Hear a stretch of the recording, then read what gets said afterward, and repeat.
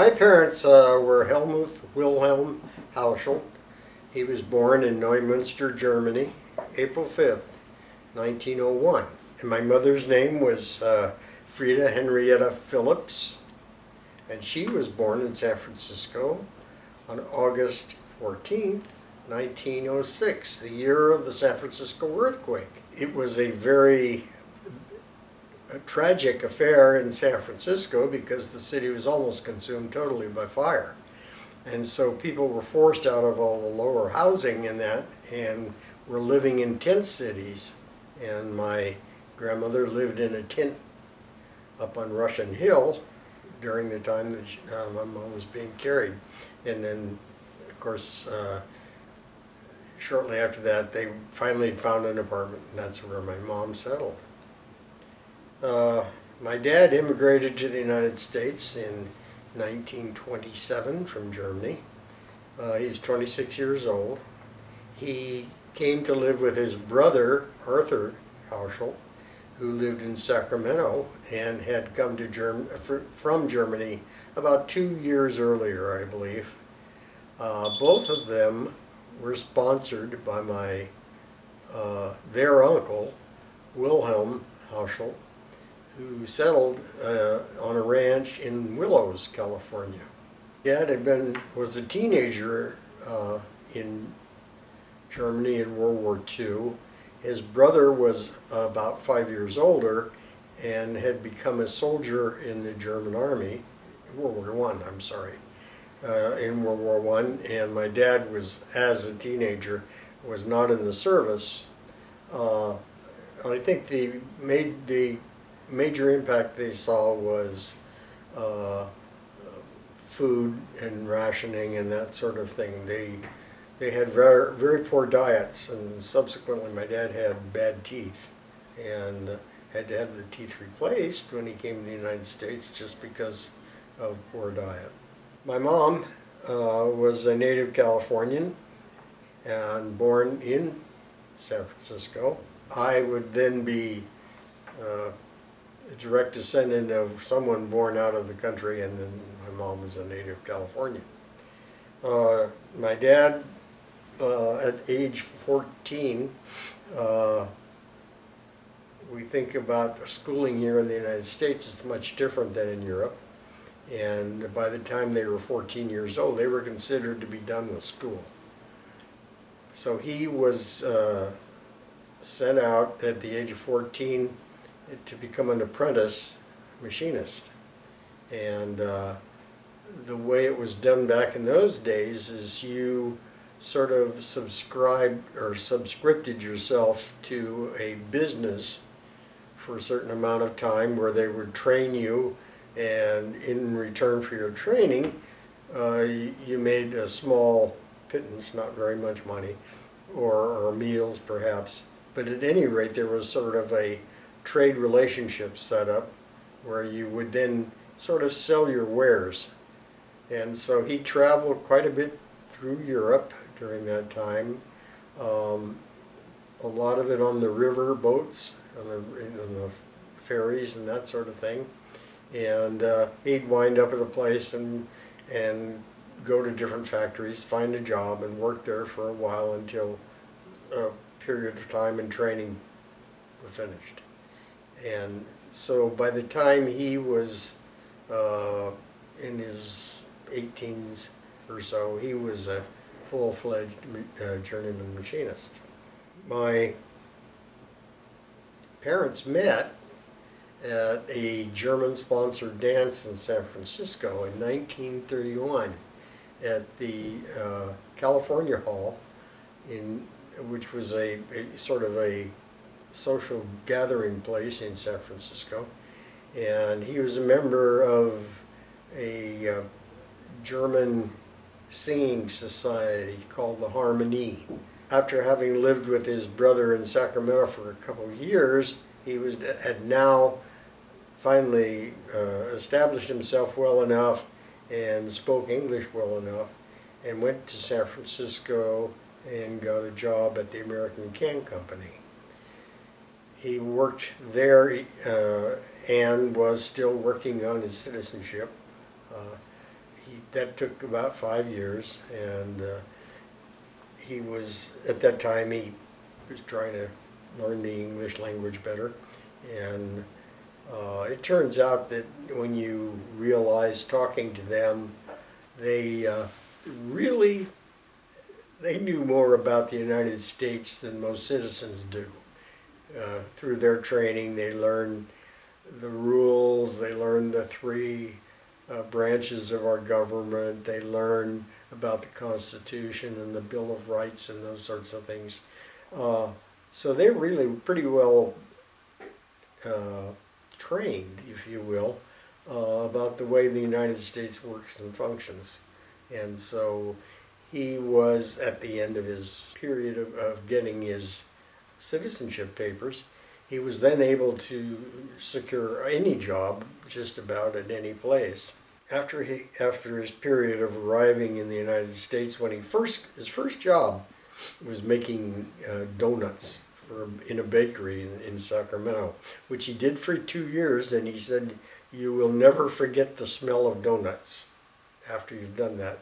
The hot grease and flipping the donuts," and that's all he did for 2 years while he was trying to settle himself. And in the interim of that, he had bought his first car, which was a Model T, Model D, and that's a friend of his brother's, who was a auto repair guy, a body shop guy, had painted this car and was not paid for the paint. And so my dad got a car very inexpensively just by paying the money due on that vehicle. But that gave him mobility, and with that he was able to get around. And I think from there he probably got better into the social circle and meeting people, and that. His brother's wife was from Switzerland, and as custom in those days, her parents lived directly across the street from her and her husband, and so there was a community there of German-speaking people, which was very nice. But I don't know much about that period because I don't really know too many of the people any longer. They're all deceased. And it was after that time, and he came to San Francisco and met my mom. I know more about that because on my mother's side, there were aunts and grandmothers and other people where I could get more history.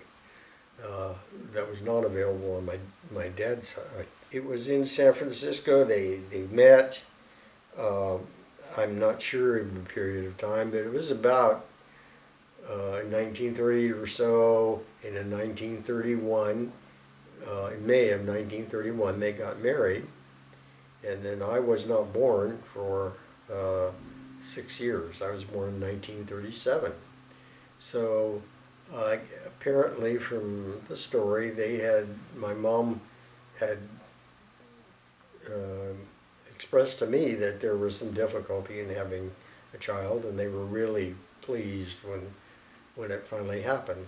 So why I had no siblings or that, I'm not sure. Back in those days, people didn't talk much about those sorts of things. It was just in passing.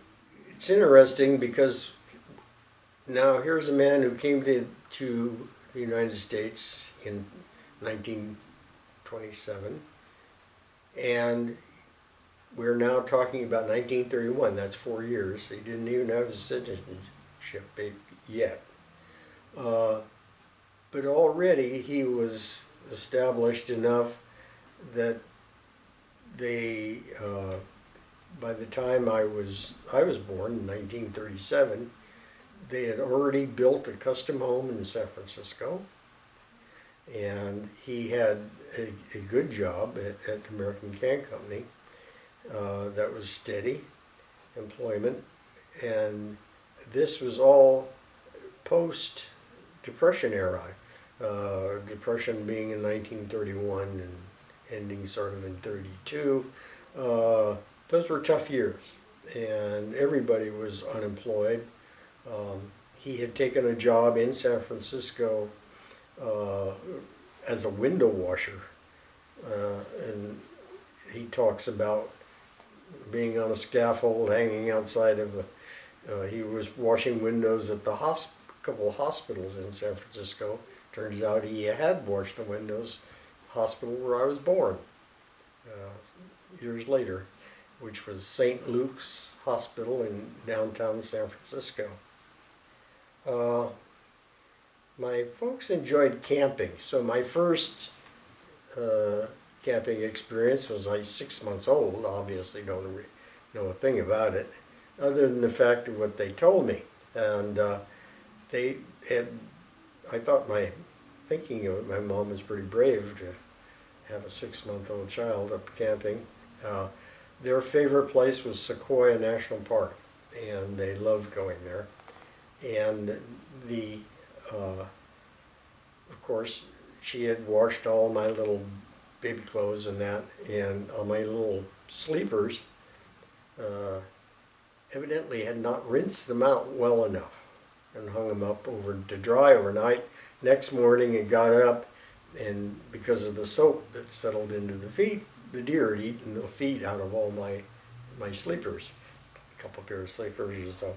And that was the first time that they talked about camping experience, and the first I know of their camping.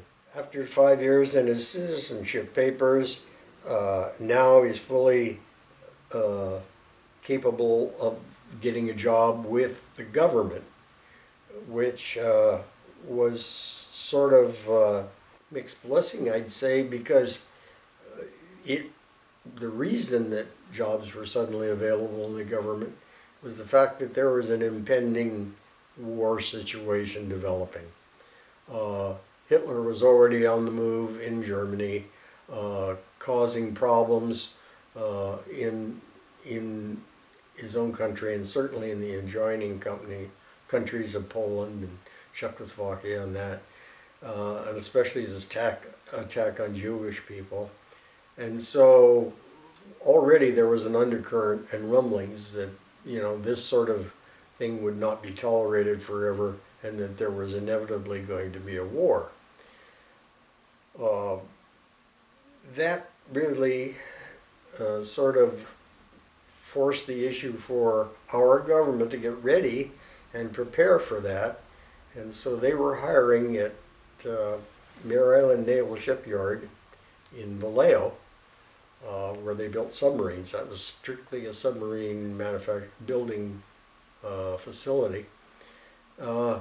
So they were very actively hiring, and he got a job there. And though we were living currently in San Francisco, took the job and then moved, and we moved to Petaluma because it was closer to Vallejo, and commute was much easier.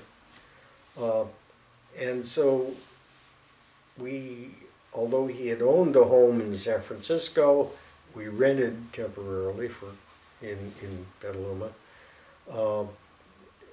and lived in the rental house for about 2 years.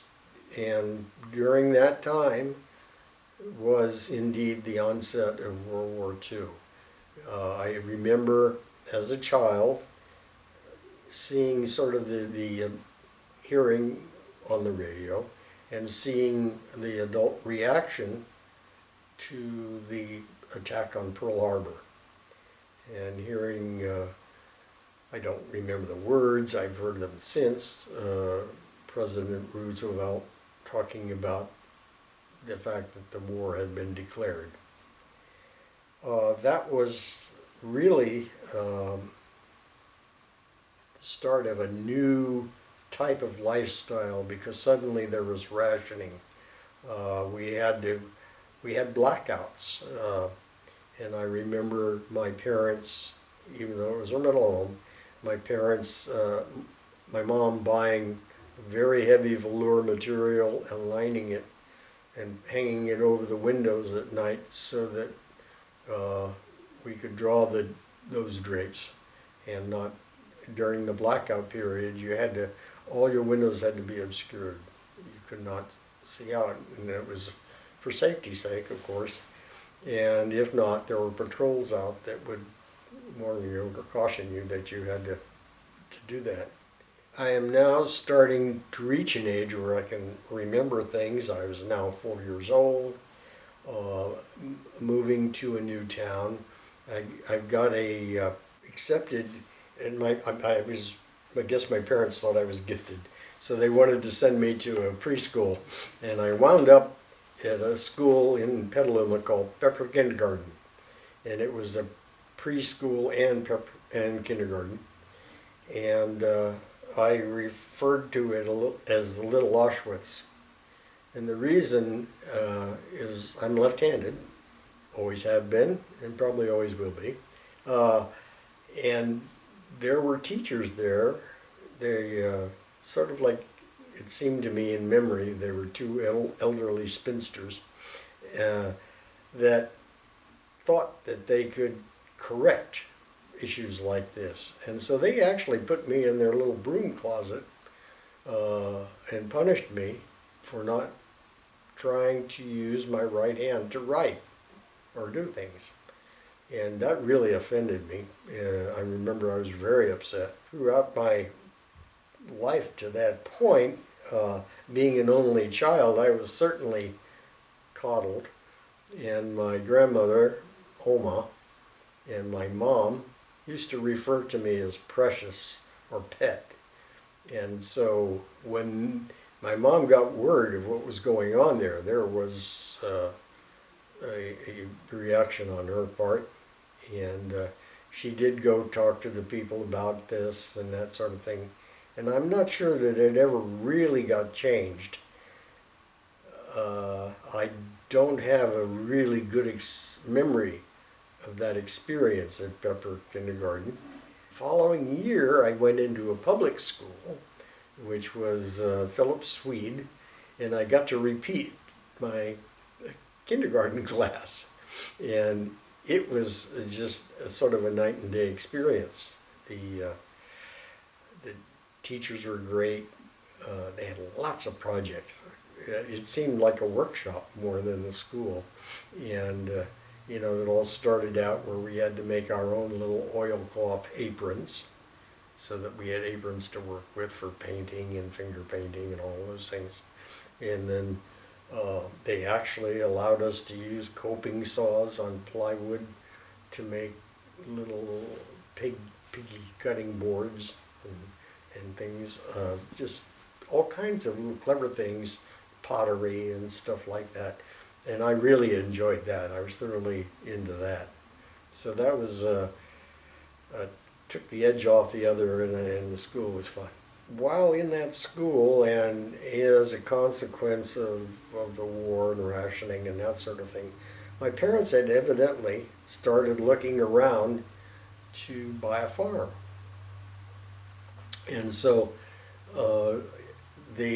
by the time I was in the first grade at that little school in Petaluma, they had found a ranch, the chicken ranch, and the chicken ranch had the capacity for 5,000 laying hens. So it was a substantial ranch.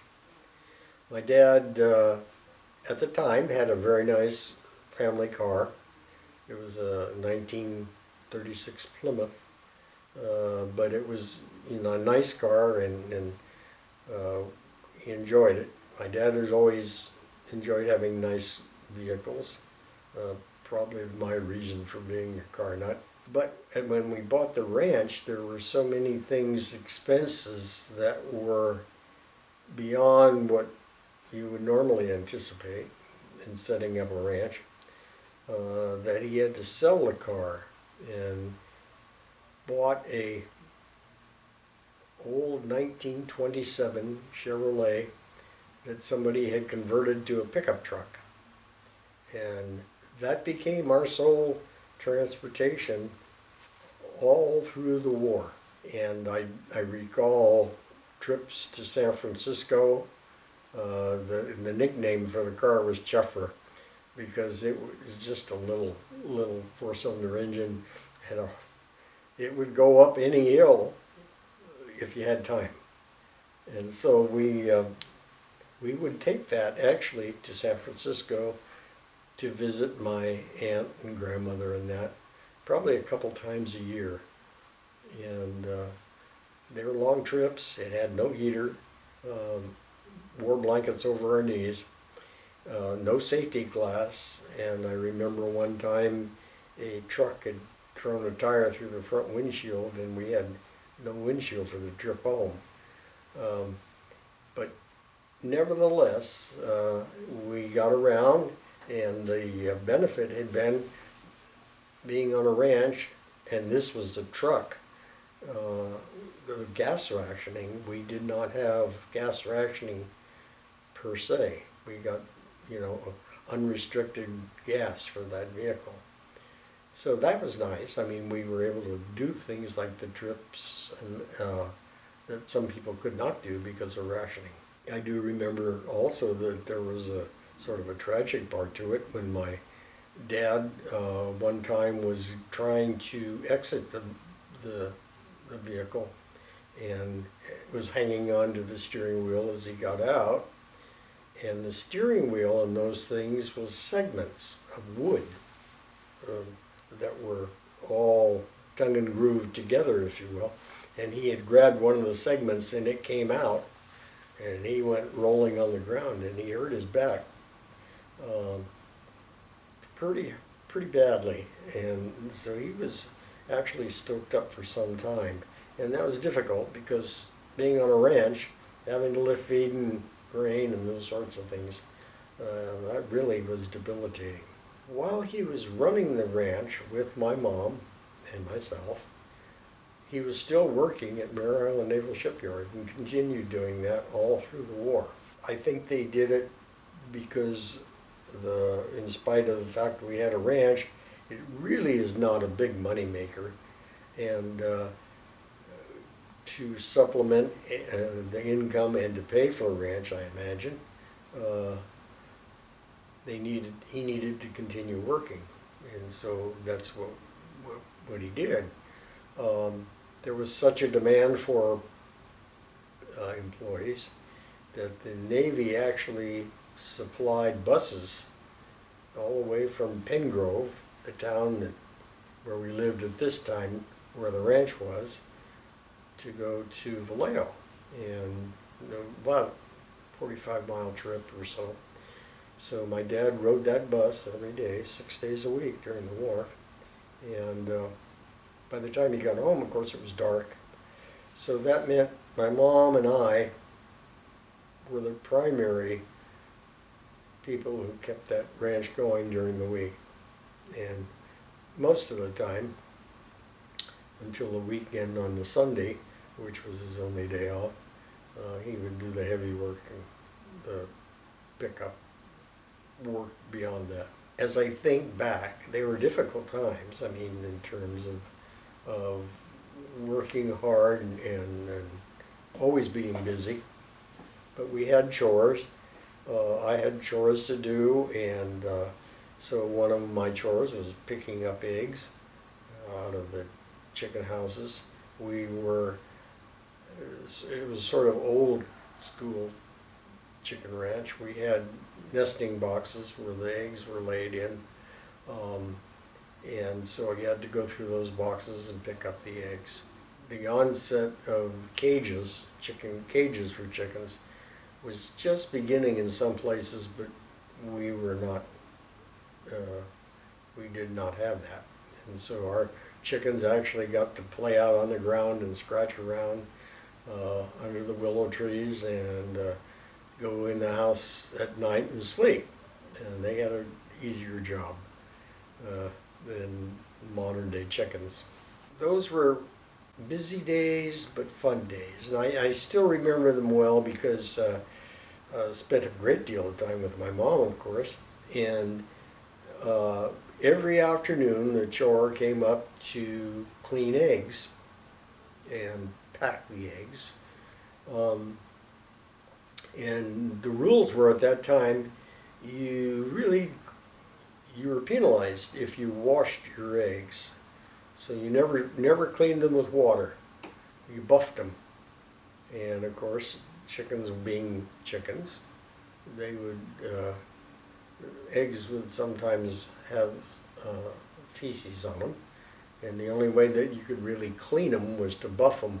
There was like a buffing brush with sandpaper, and you buffed them and cleaned them up so that they were all pretty and shiny.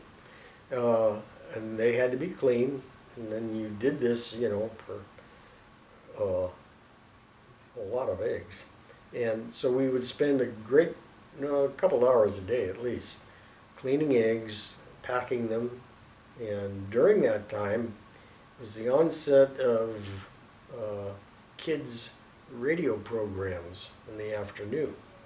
So I became an addict for the Lone Ranger and the Green Hornet and Sky King and his niece and nephew, Penny and Clipper.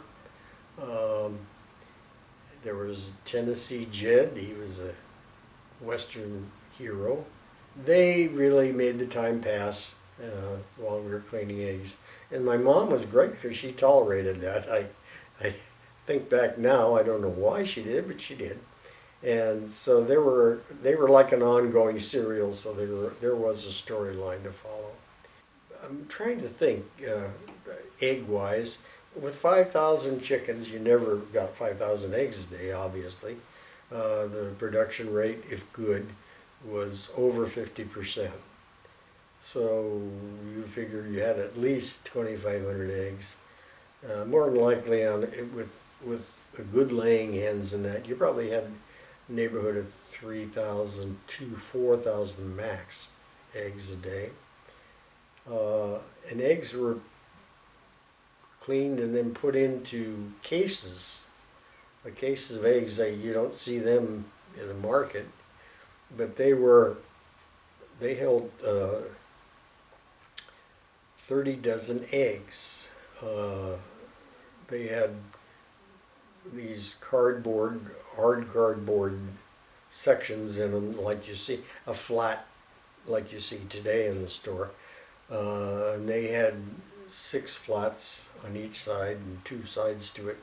So there was like 30 dozen eggs to a case. And in a day, we would sometimes handle from 8 to 9 cases, so a lot of eggs. And a truck came by every day and picked up eggs.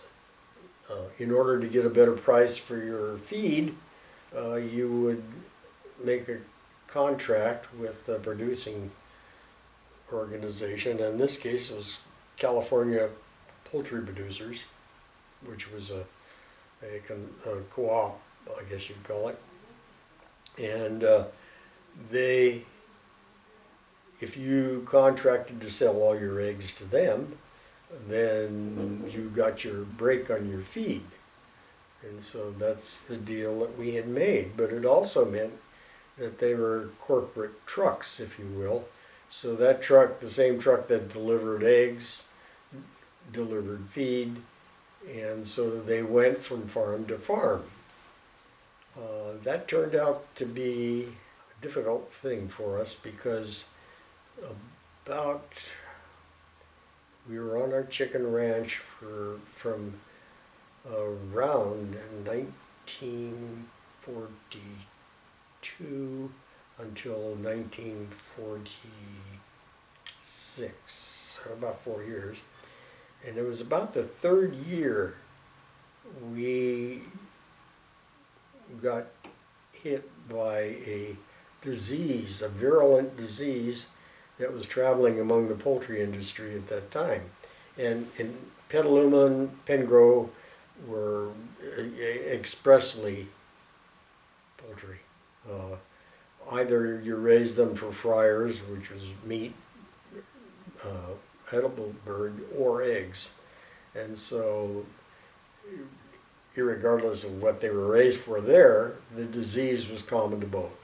And so we got wiped out by a disease called Newcastle disease, which was a respiratory disease. And we lost 4,000 chickens. So 4,000 of our 5,000 laying hens were gone.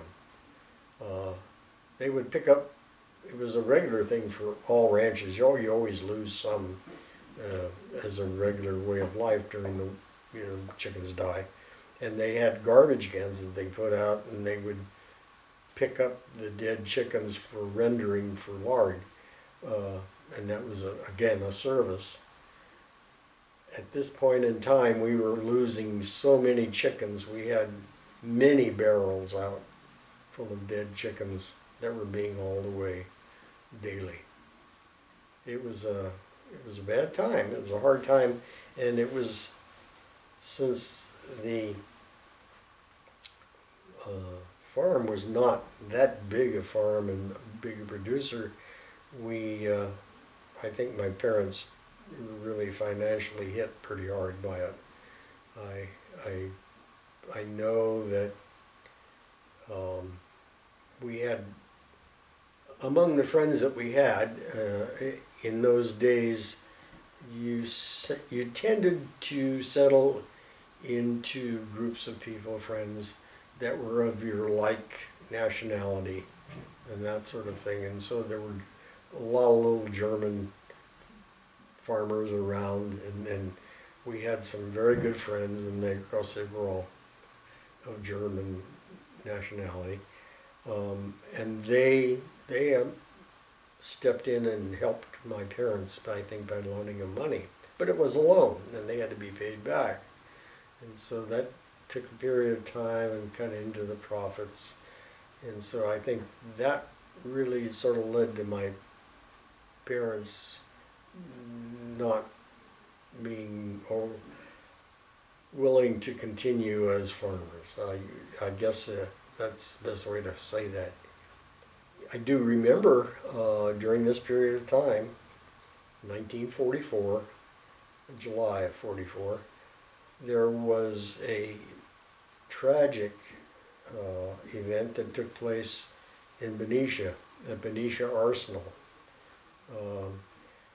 In Benicia was the ammunition depot that served the Pacific Fleet and Pacific Armed Air Forces and that with ammunition. And so it was a big operation, and it was supplied by ships. And there were supply ships at the docks, either being loaded on or off, I'm not sure which at the point. And a spark of some kind caused a fire, and it expanded into a huge explosion. 359 men were killed. It turns out that this was kind of a lower scale job, if you will. And so the majority of the employees at the depot, or the sailors, I should say, at the depot, were African American. And so predominantly among the loss of people was African American people, which later caused a revolt of the sailors, and brought about some leveling of the racial balance in military positions and jobs. At any rate, I remember as a child looking out and seeing this glow. I was awakened by the explosions and seeing a glow in the air, and here we were almost 50 miles away. So it was a major catastrophe. I loved living on a ranch. I mean, I loved farm life. We had cows, we had chickens, we had turkeys, we had everything you can imagine. Food was plentiful. We had eggs, we had butter, we had the things that were all being rationed in the war. And so you really lived a privileged lifestyle when you lived on the farm. That's one of the advantages of course, of being on a farm as opposed to all the work that's involved.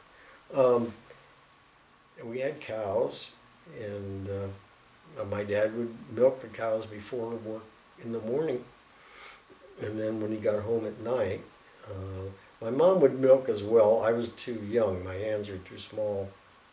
I just wasn't a good milk. Couldn't do that very well. And besides, every time I tried, the cow would kick the bucket, and I would lose all the milk that I had been able to gather. So, but nevertheless, we made our own butter, made our own cream. I remember the cream being so thick that you'd almost carve it off the top of the crockery that we saved the cream in.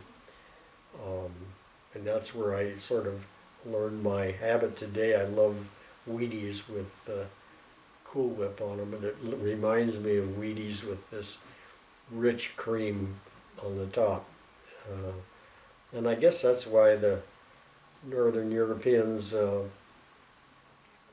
love butter and rich foods, is they are just used to it.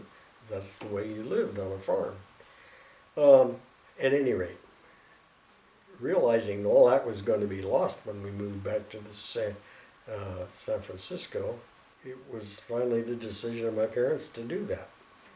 And so my dad was able to get a job transferred to Hunters Point Naval Shipyard in San Francisco and maintain his civil service.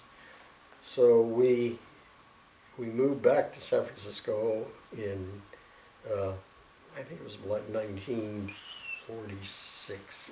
It was in this period that I started going to a school system that was really foreign to me.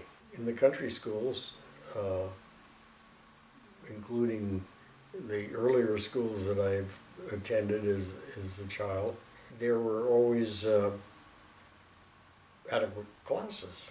But here we went back to San Francisco, and suddenly, because of war babies and that, schools were impacted.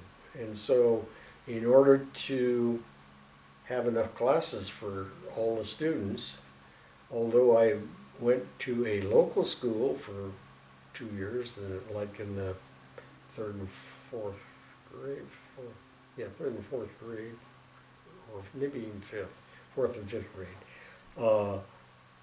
At one school that was very close by, from that point on, we were bused around the end of Golden Gate Park to the other Richmond district on the other side of the park, where I went to finish the 5th and 6th grades at a school over there, Alamo School it was called, and then beyond that went to junior high at Presidio Junior High, which was also over in the Richmond district. So I was bused for school there as well, and that went on until 1949. I really didn't care to live in the city all that much. I was not a city person. By this time, I had learned, I loved the outdoors, and I was free-spirited. And in spite of the fact that I was quite young, I was sort of given free rein. I wouldn't say I was turned loose in the morning and don't come home till after dinner, but I did have a lot of free time to do things, especially on weekends, and I would venture through Golden Gate Park. I knew every inch of Golden Gate Park, and I would go about all by myself on my bicycle, and it was safe to do it in those days. I can't think of doing that now.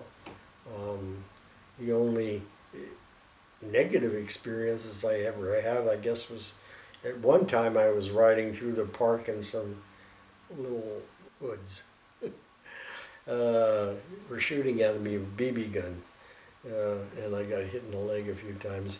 But that was the only experience I ever had in the entire time in Golden Gate of being in jeopardy in that. But that was my release. I mean, I could go, there are lakes in the park where they had boating and fishing and that sort of thing, and I really enjoyed that. It was during this time, while we were in San Francisco, that my grandfather, now the war was over, came to live with us. And he came to live with us for about 2 years, from say it must have been like 1947 and 48.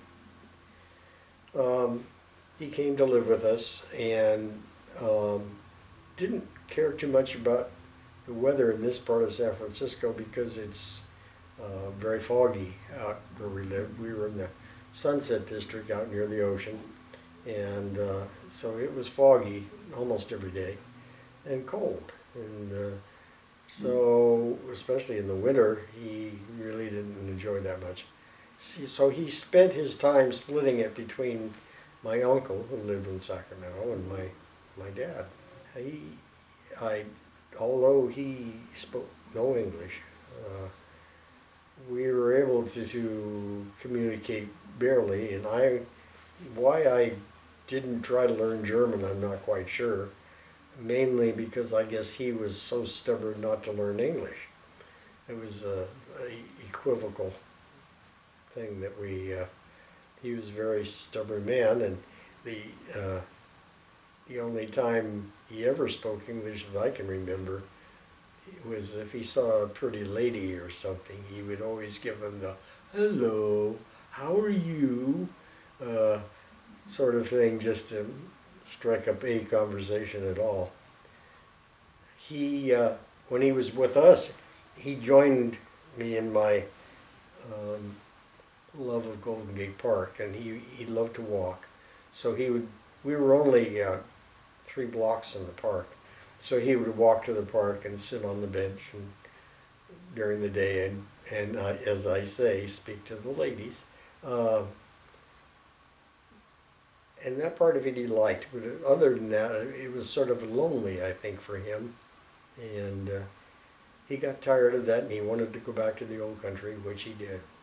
And when he did, he found a place to live in the little town of Weinheim, which is in the wine district towards France. And he found a lady who had a boarding home, and so he lived there. Her name was Frau Fischer. He would often speak of her, and we did get, got Christmas cards and from her as well as from my grandfather. And he lived over there for several more years, and then finally died in his early 90s when he was struck by a young man on a bicycle. And he died of the injury. And it was Frau Fischer who notified us of my grandfather's passing. He had no other relatives over there at that time. So that was the experience in San Francisco. Dad worked at Hunters Point that entire time. Used the streetcars. The one thing nice about San Francisco was the streetcar system was good, transportation was good, and you didn't have to drive everywhere like we do in some places. And I used to sometimes, on a Friday or so, I might get on the streetcar and go toward Hunters Point and meet him and ride home with him. Because it was for kids, it was like 10 cents or something like that, and you get all your transfers. And so I knew my way around. I could do that, and it was at that time I probably age-wise about 11 or 12 years old.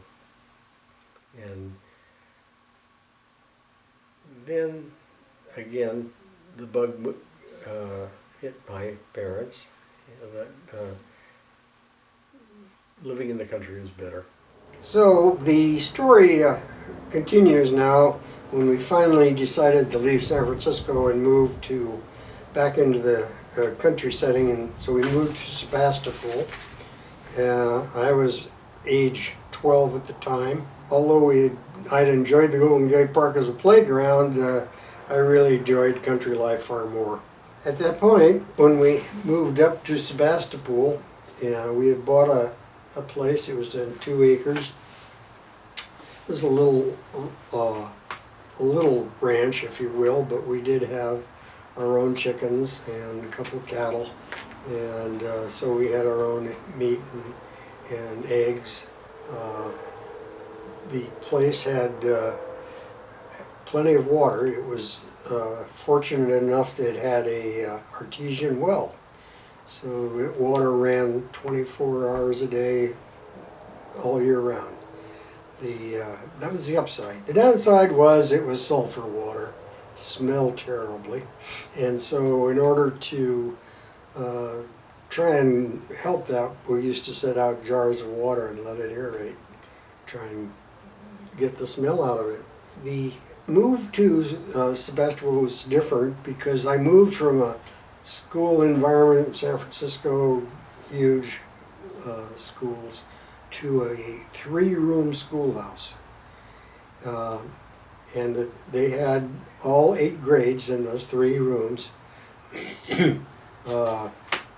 First and kindergarten were in one class, and then second, third, and fourth in the other. And then 6th, 7th, and 8th were the upper level. That was in the 3rd. And it turns out, since he was the senior teacher, he was the principal.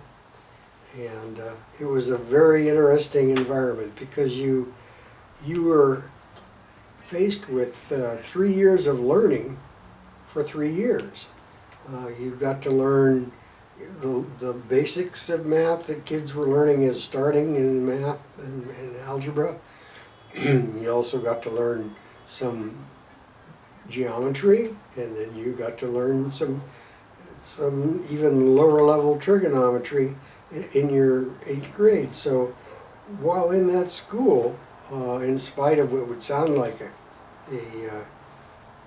deprived situation, I tested out in the lower high school grades all the way through school in that little 3-room school.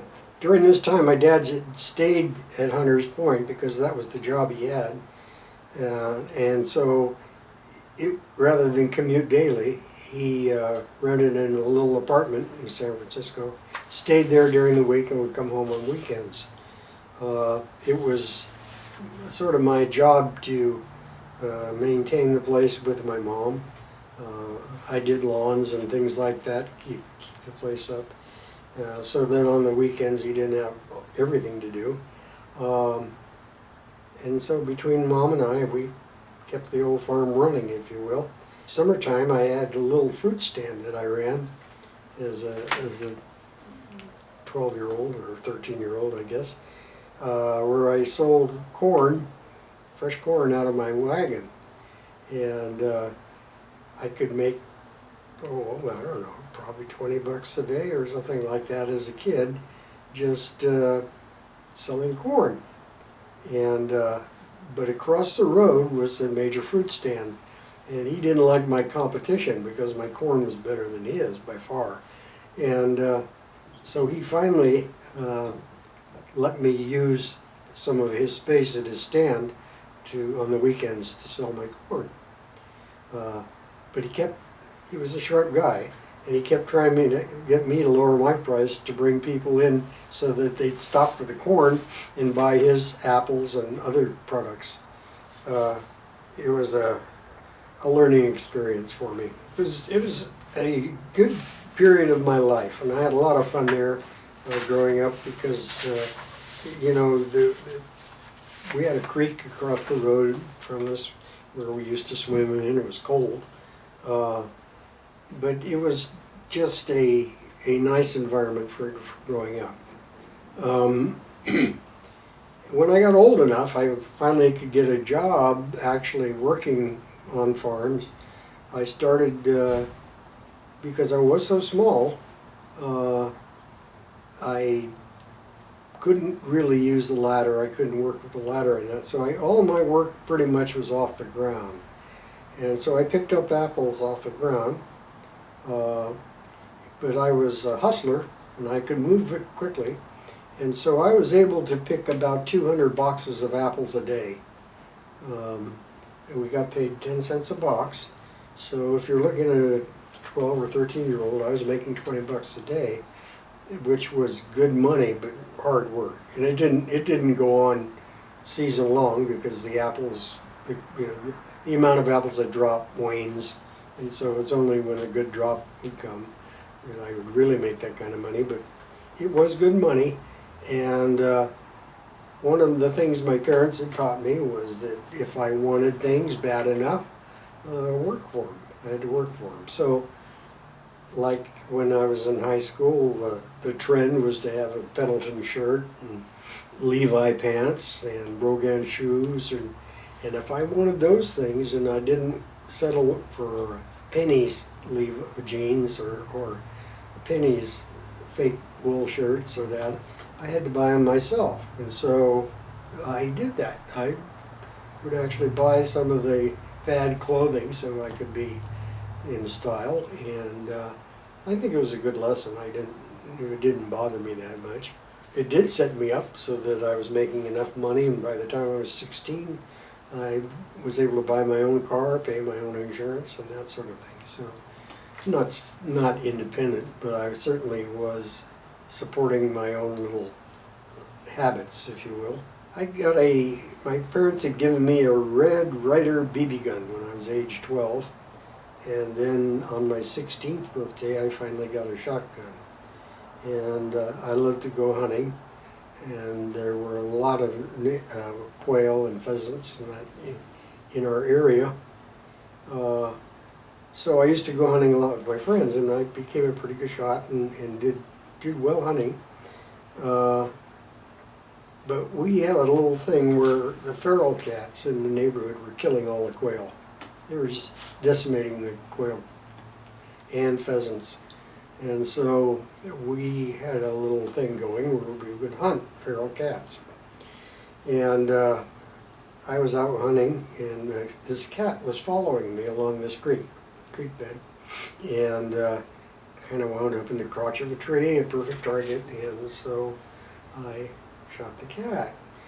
And then when I got home that night, my neighbor, who was a good friend of ours, was complaining that she hadn't seen the cat that she'd been given.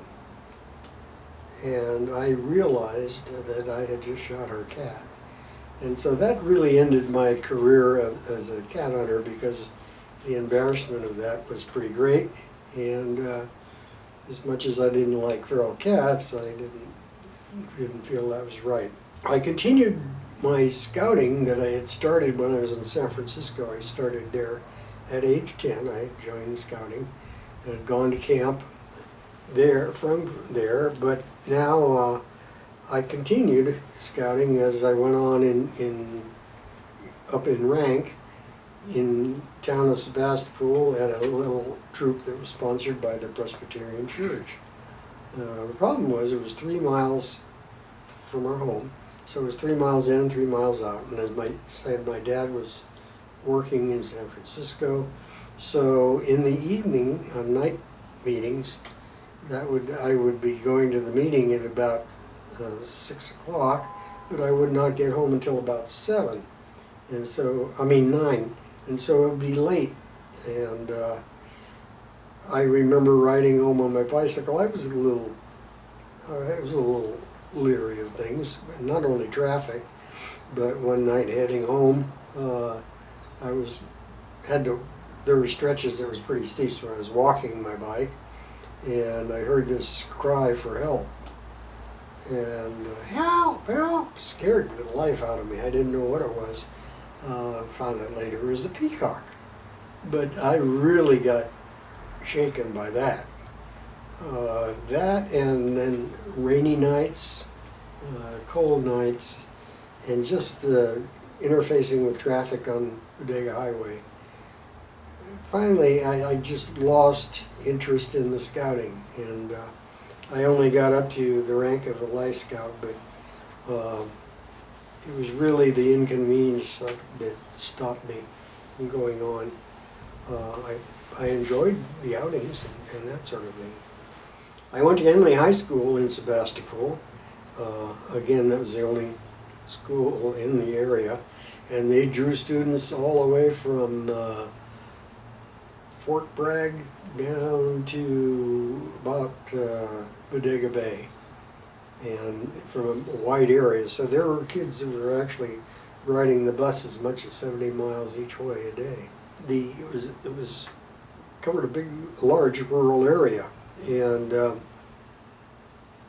so I did ride the bus to school for the first couple of years, and then came my 16th birthday and money in the pocket, so I bought my first car, which was a 1941 Chevrolet Deluxe Coupe. And it had been owned by a doctor in San Francisco, and it had a spotlight so that he could find the addresses on homes when he made his calls. And and I thought that was really something out of this world, because to have a spotlight, and I remember those days of playing spotlight tag at the drive-in movies and things like that. So I bought my own car. I paid $250 for it. Paid for my own insurance, and that was a whopping $48 every 6 months.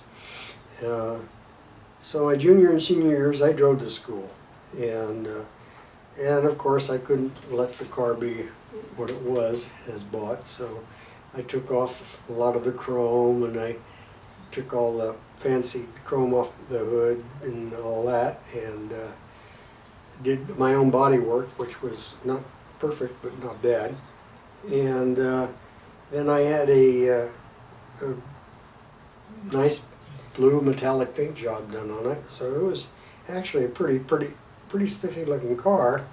And I had, of course, put on dual exhaust as loud as I could. And at that time they were called Smitty mufflers, and they were only legal for their first month or so of life. After that, they were so loud that you were a trap for the policeman. And but I enjoyed that, and so that's one of the things I used to do on Friday nights and stuff. I'd get together with my buddies, and I remember going down at the drive-in restaurant and that, and listening to Wolfman Jack, who was a DJ out of San Francisco, and he was very popular in that era in 1954 and 55. I did not have a great deal of interest in girls at that time, and I went to only mandatory prom, junior prom and senior prom. I had joined DeMolay, which was a Masonic boys organization.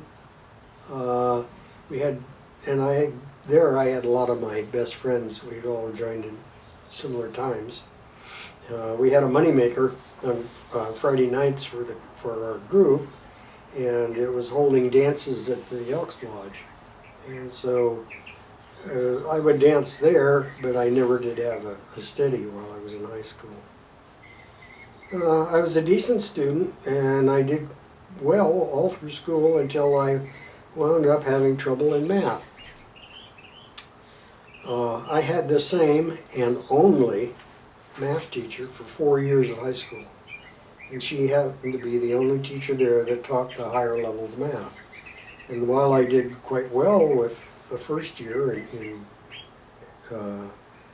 first year of algebra, because I'd had some of that in grade school, I really started to suffer, and I don't know if it was her teaching necessarily or my stubbornness on my part, but I did not do well. And so in that class, I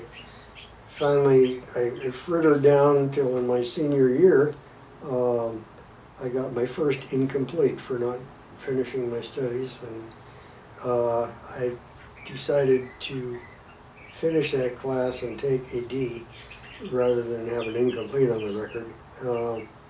And that was a really sort of devastating for me, because I think it was psychological battle against the teacher, which was stupid if you think about it. Up to that particular incident, I was a B plus or A student, and I'd been on, California scholarship and all that. But anyway, I was college prep, and I was studying engineering, but I really liked working with my hands, always have. And so building and fixing things was something that I learned from my dad and loved to do. And I had signed up for auto shop thinking, well, I can now maintain my own car. But they would not let me take the class because I was academically too strong. And so I thought that it bothered me, but anyway, I couldn't get in the auto shop. So I went on through high school and took all the other courses, physics and chemistry and that. Then finally, it was about my senior year in high school, there was an application for apprenticeship at Mare Island Naval Shipyard, where my dad was now working. And I decided to try to apply for that. I had gone around looking at different engineering facilities and saw people doing engineering studies work and that, but I was really not impressed. It didn't excite me because all of them seemed to be at a desk doing, calculations, that sort of thing. Very, very necessary, but just didn't appeal to me. I wanted to be working with my hands. So the apprenticeship came, the offer came. I took the entrance exam, civil service entrance exam, and I scored very highly, about 97, I think, on my civil service exam. Given the choice of whatever job I wanted as an apprentice because of the score. And since my dad had been a tool and die maker, which is a level above machinists in terms of skill and talent area, I decided to be a machinist and then try to see if I could someday be a tool and die maker as well. And I never looked back. I did well at Mare Island in my apprenticeship. Academically, I did well. So well that I skipped actually 2 years of classes. I was graduated out early academically, and but one of the ironies of an apprenticeship and anything else is that you finish, you're sort of the bottom of the list. And at that time, it was the end of the Korean War, and they were having some pretty major layoffs at these facilities. And so Maryland was suffering from that, and I was caught in the layoff. The shop master, who he seemed to know a lot about my career there, because when he had called me into his office, and he said that, he says, Herman, you're really wasting your time. He says, you shouldn't be a machinist. He said, you're far too intelligent for that. You ought to be doing something else, engineering or something else. And he says, however, I've been told that you applied for a job at Lawrence Livermore Laboratory in Livermore. He says, and there's 2 gentlemen here interviewing for a job there as a machinist.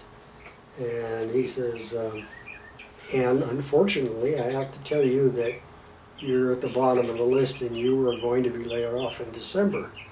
So he says, if they offer you a job and if you want the job, he says, I would tell you to take it. And so I did. I went over that very day, interviewed for a job, and was offered a job at Lawrence Livermore Lab.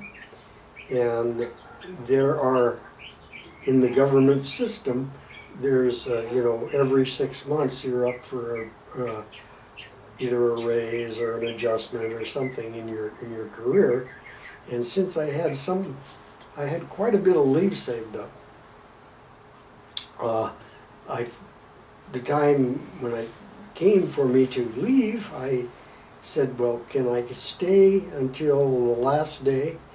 Because it was on the 20th of January, 1960.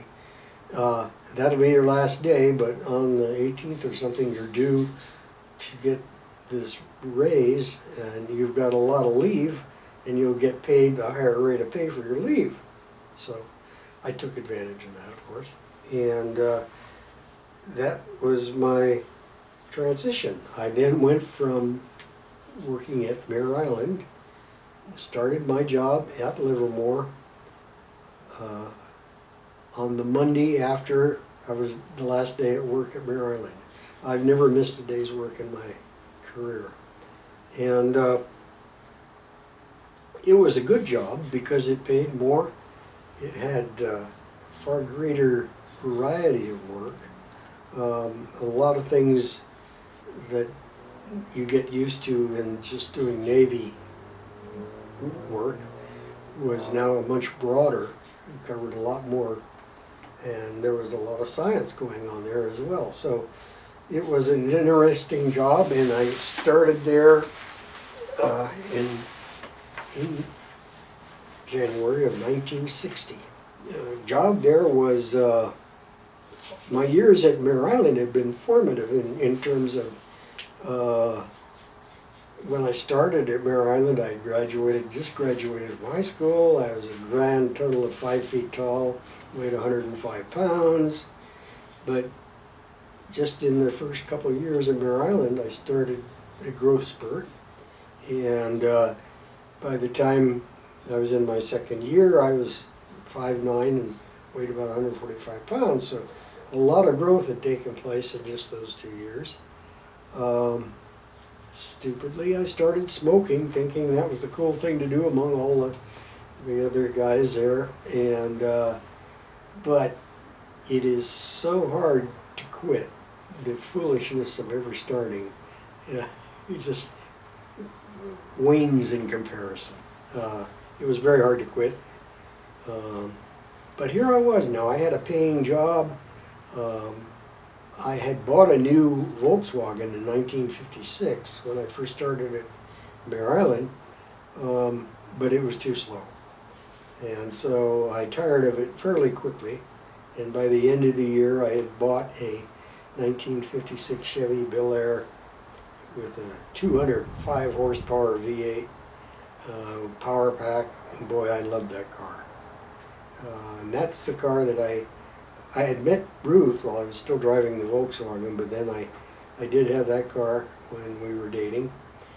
And we dated until about September of '56, when we decided that she had a lot of high school left and we really had a lot of growth to do, so we probably ought to split up for a while, which we did.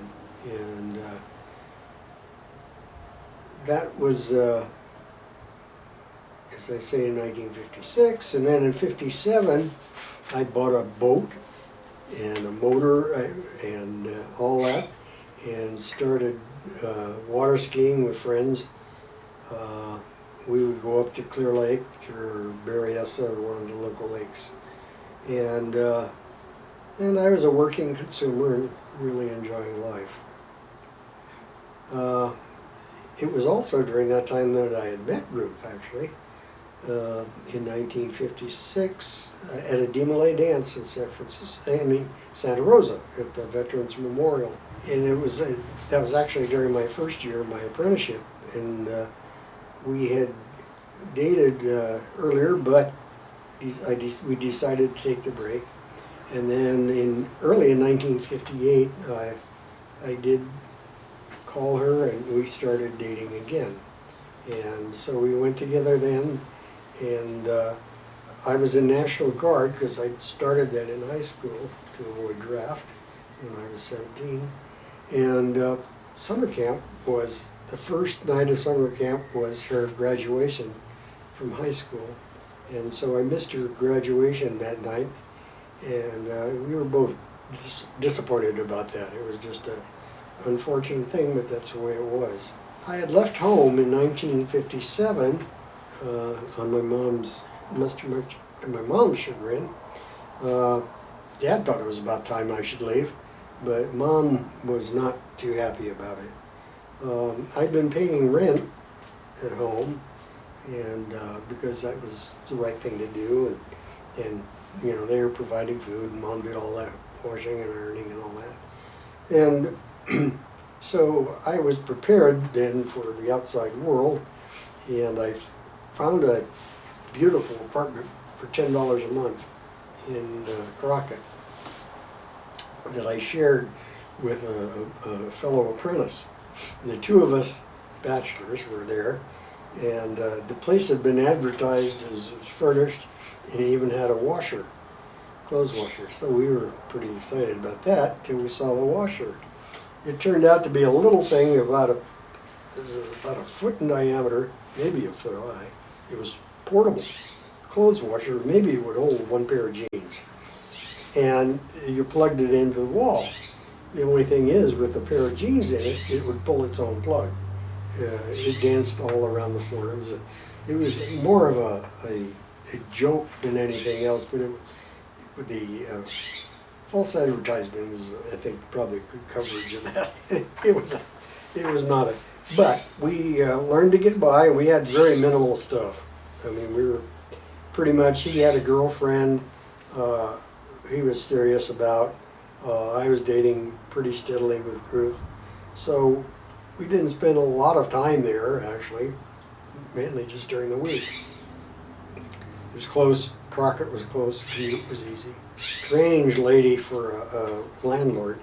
She was eccentric to the nth degree, and she had a parrot, and she and the parrot would converse throughout the day and evening, at night, and at 2 o'clock in the morning she'd get up and start vacuuming, and this was all right above us, and so they were annoying, but at our age we could sleep easily, and it wasn't a permanent thing.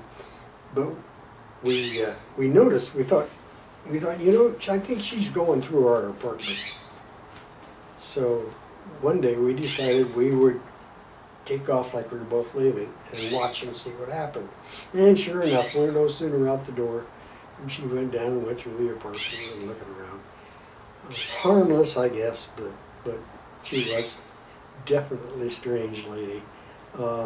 And she had, her property was between two streets, so we could park on either street, but she said that the upper level of parking was really reserved for her boyfriend, and that she didn't want us parking there, so. And when I further questioned her, she said, oh, he was the fire chief. Again, I think a story, but it was, we would go to pay our rent, and we would pay it, and sometimes, you know, there would be, we owed, I think we paid something for the phone bill. I think we split that or something. And so there were pennies and change, and she had a coin purse that she operated out of. And so she'd be giving us change for things, but if the coin looked too new, or like one she didn't really think she should part with, she'd set it aside and look for a different coin. And so she was very selective on what coins we got for change. And this was just another little chink in the armor. And then when I finally got to see the poor parrot, he was living in a canary cage. And his feathers were fluffing out from the cage. He was so big. And so I felt sorry for the parrot, but they got along, and they were certainly a conversant pair. How long did you smoke for then? Years, literally. I never smoked heavy. Yeah. I was maybe half pack a week, something like that. Yeah. I mean, there were times probably when it was worse, but I mean, I never was a serious smoker. smoker. But I did realize some of the realities of it were when you, before bedtime or something, if you felt you should have a cigarette, you had the urge that you had to go out and buy them so that you had them. You know, that was a sign of how addictive it really is and how much control it would take your body. And I didn't appreciate that. I didn't, you know, anyway. So from once you decided that you didn't want to, did it take you a long time Oh yeah. to stop?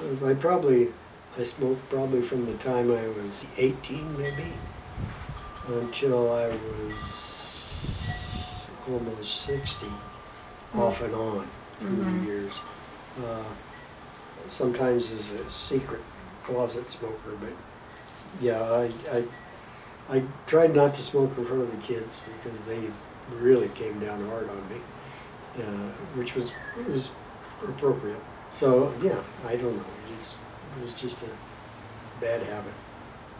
Let's see. At this time, I had resumed dating with Ruth, and I would go up nearly every weekend to see her. She was a student at Santa Rosa Junior College, and was studying art.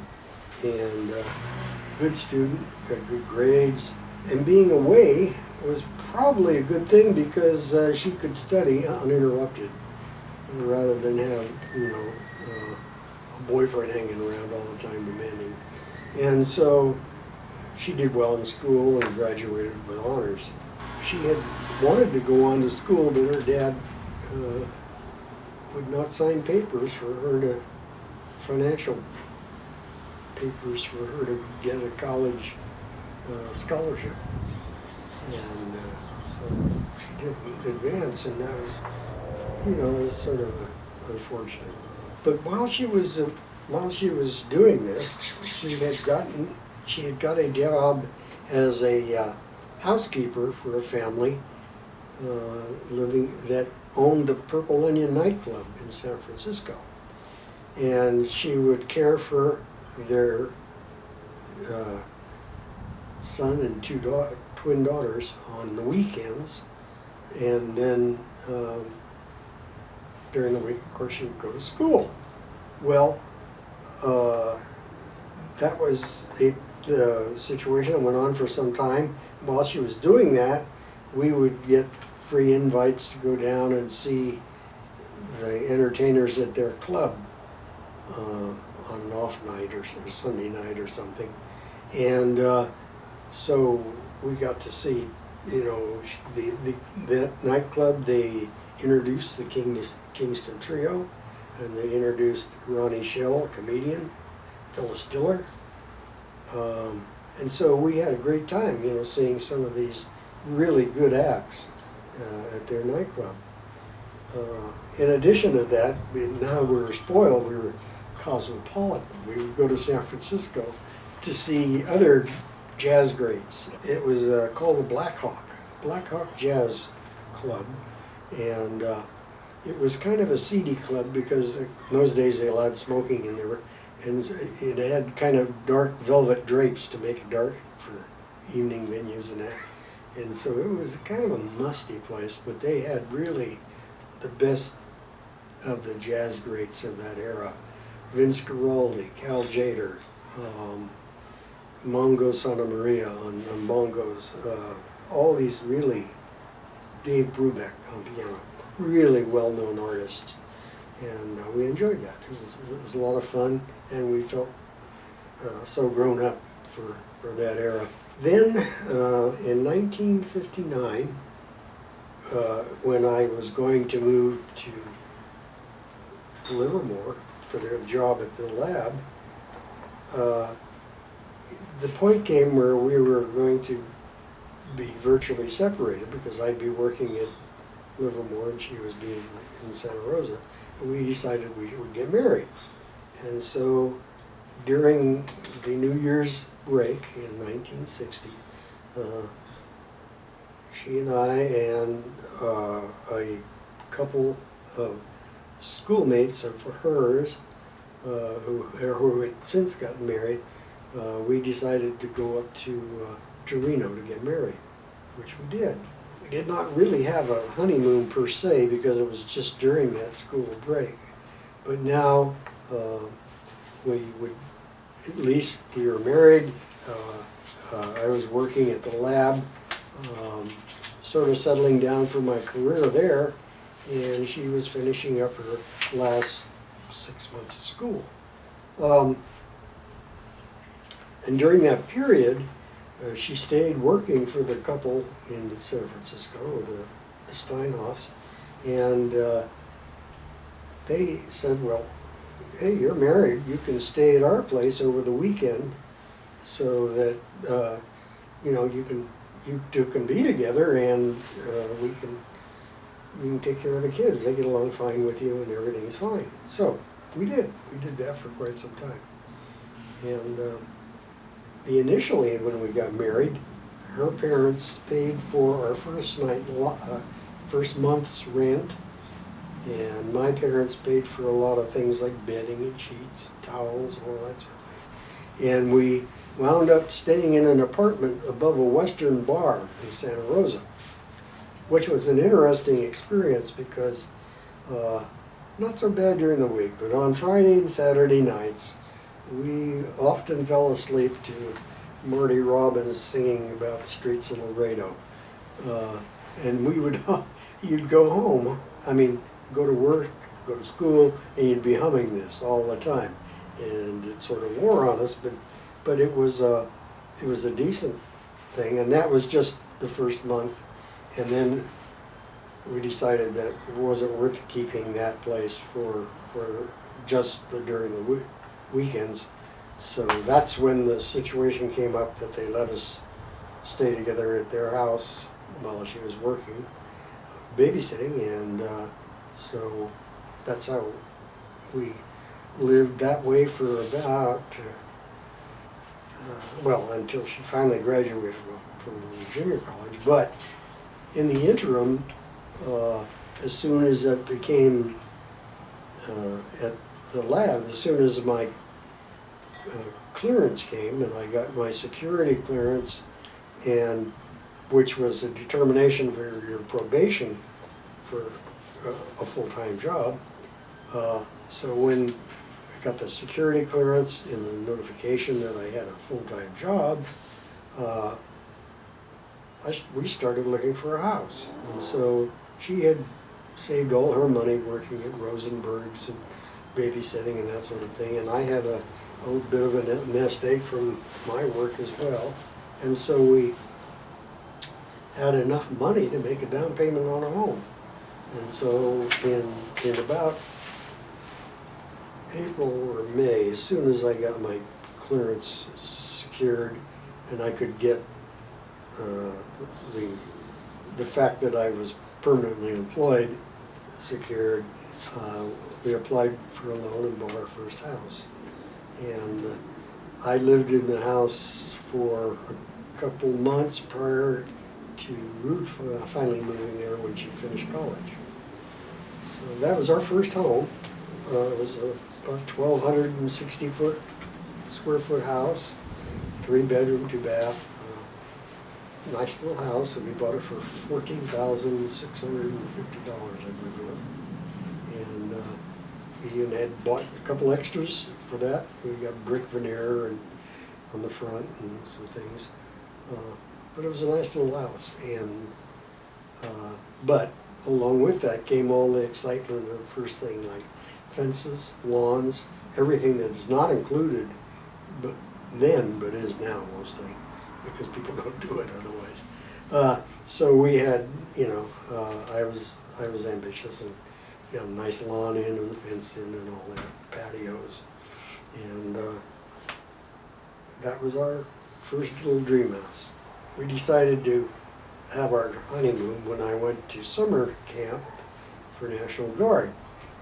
And summer camp was at Fort Ord and down in Carmel area, so it was nice, and we decided to have a nice, we'd go to a nice motel and have a nice dinner and everything for my weekend off.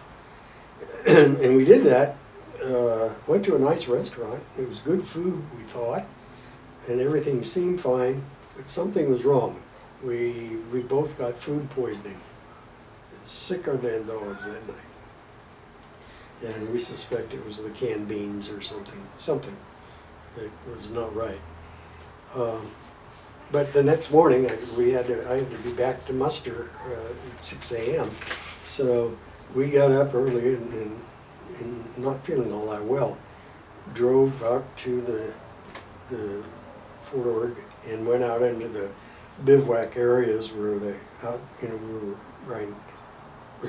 were camping out. And so she dropped me off and took off and went to leave. And I later found out that she was driving around for about 2 hours on Fort Ord trying to find her way out. And it was a couple of soldiers in a Jeep kindly found her and led her out of there. And I happened to know who they were, and they came back and gave me a bad time about it. But anyway, that was our honeymoon. So we will not forget that one. My penchant for cars never really did go away. And so even though it was in 1960, our first house, just getting started and all that, I couldn't pass up the fact that I could afford to buy a Corvette. So in 1961, we bought a 1961 Corvette, maroon, pretty little car, and it was fun. We had a lot of fun with it, and went out with friends of ours who also had a Corvette on weekends, on rides and that sort of thing. But it was not a practical car, and so within about a month she was pregnant. And here we are with a car with this big dog leg entry from the wraparound windshield and no place to store anything. And a child on the way didn't make a great deal of sense. And so here we are with a car that I think we only had for a total of about 7 months. But I was still in National Guard, and I had a friend in National Guard who really liked my Corvette. And he had a 1956 Chevy, which was very similar to the first first Chevrolet I had.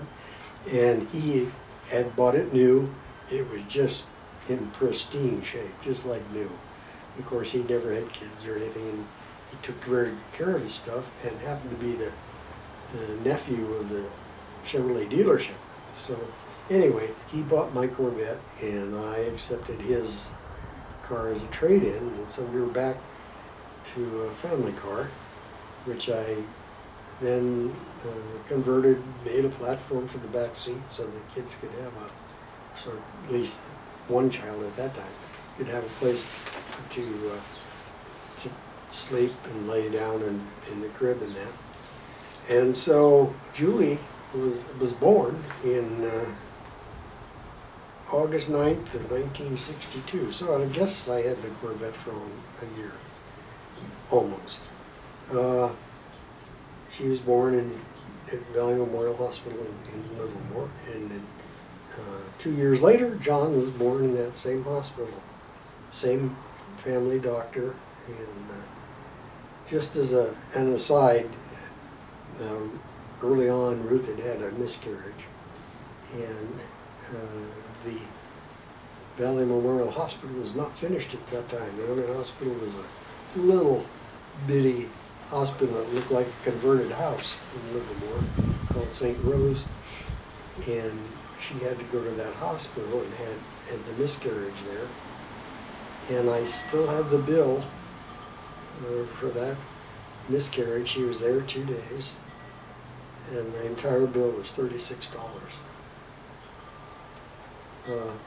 And then later, now the children were born, and even their doctor's bills for their births were like $135 on Julie, and maybe $200 for John. That was for the doctor.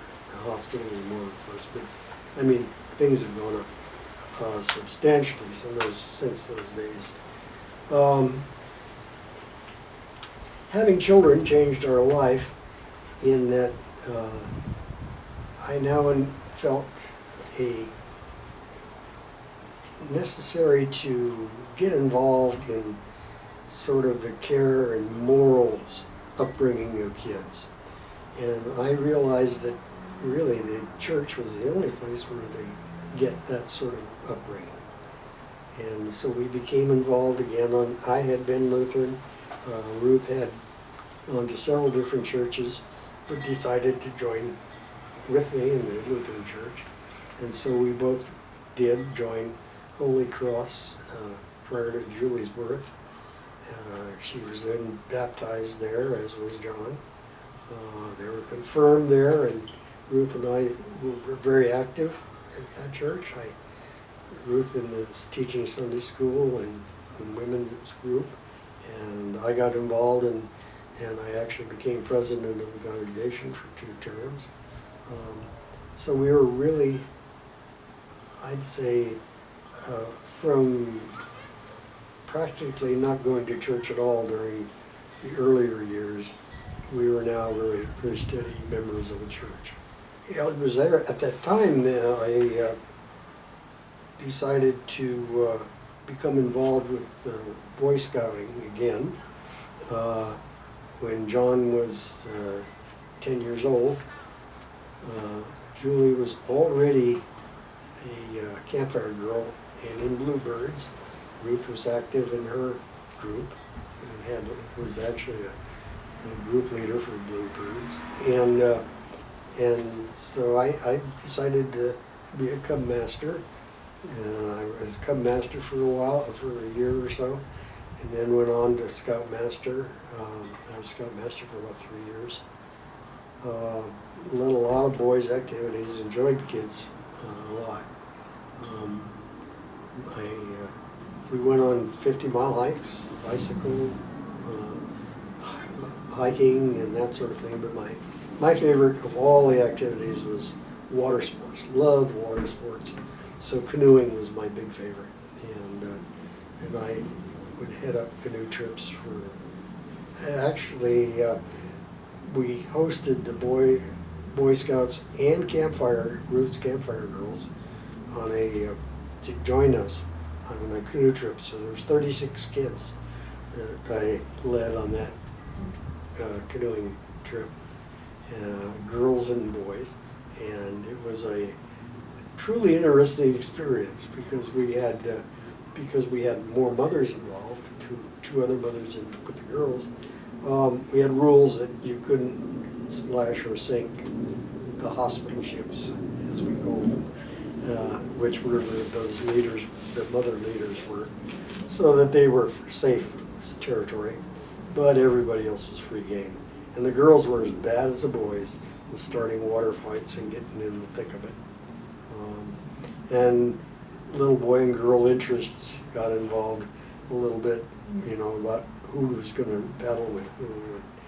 And Julie had chosen to paddle with, I think it was Gary Hambrick, was one that she kind of liked, or it was maybe Guido. Guido was a really nice young man. And then both of those boys later went on and became Eagle Scouts. So anyway, it was everybody sort of teamed up and it worked out well because some of the girls were not all that strong and physically strong. The boys would do all the paddling mainly, but it worked out well. Loved those trips. Had a lot of fun. We ran them all of them on the Sacramento River for the most part. During my career at the lab, I started as a machinist in 1960, and my probationary period was on days, but you had full knowledge at the time that when you became permanently employed and out of probation, you would be going on nights, on swing shift, because there was shift work going on there. And so at the end of my 6 months, I did go on swing shift and went into a shop in where we actually did the hands-on machining of nuclear and radioactive material. And as I've come to find out, more than likely my exposure at that time is what brought on my cancer. It has been later accepted by the Atomic Energy Commission that certain cancers were connected to association and dealing hands-on with radioactive material. At the time, I was not concerned because there was a great deal of protection about our welfare. I mean, we wore booties, we wore coveralls, gloves whenever we were handling. Respirators were always available.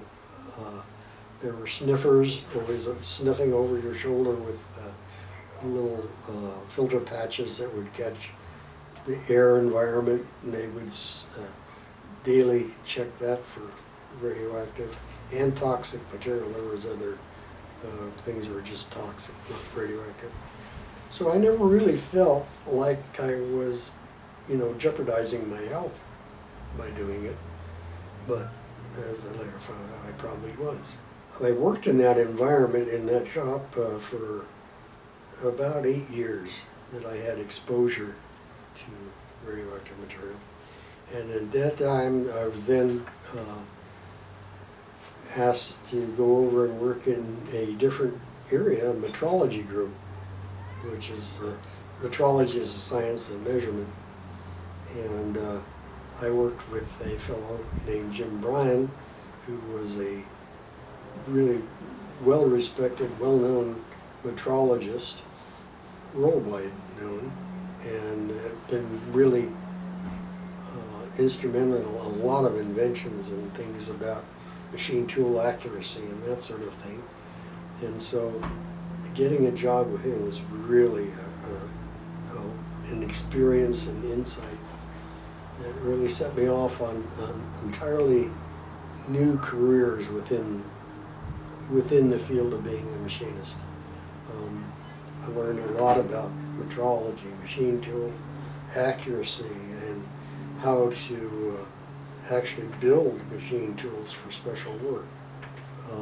A lot of the machines at the lab were very special needs and making of very precision parts, extremely precision, and the sort of things that you just could not go out and buy equipment for.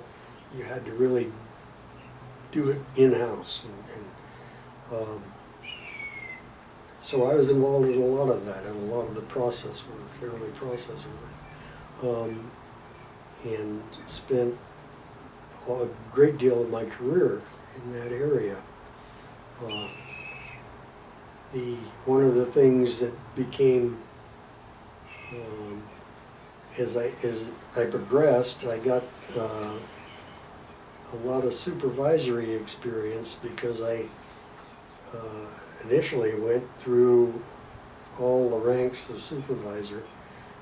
I was in charge, started out with a little group of like 4 people that worked for me in a lapping facility. From there I went to precision assembly group that was actually doing some assembly of components and that sort of thing.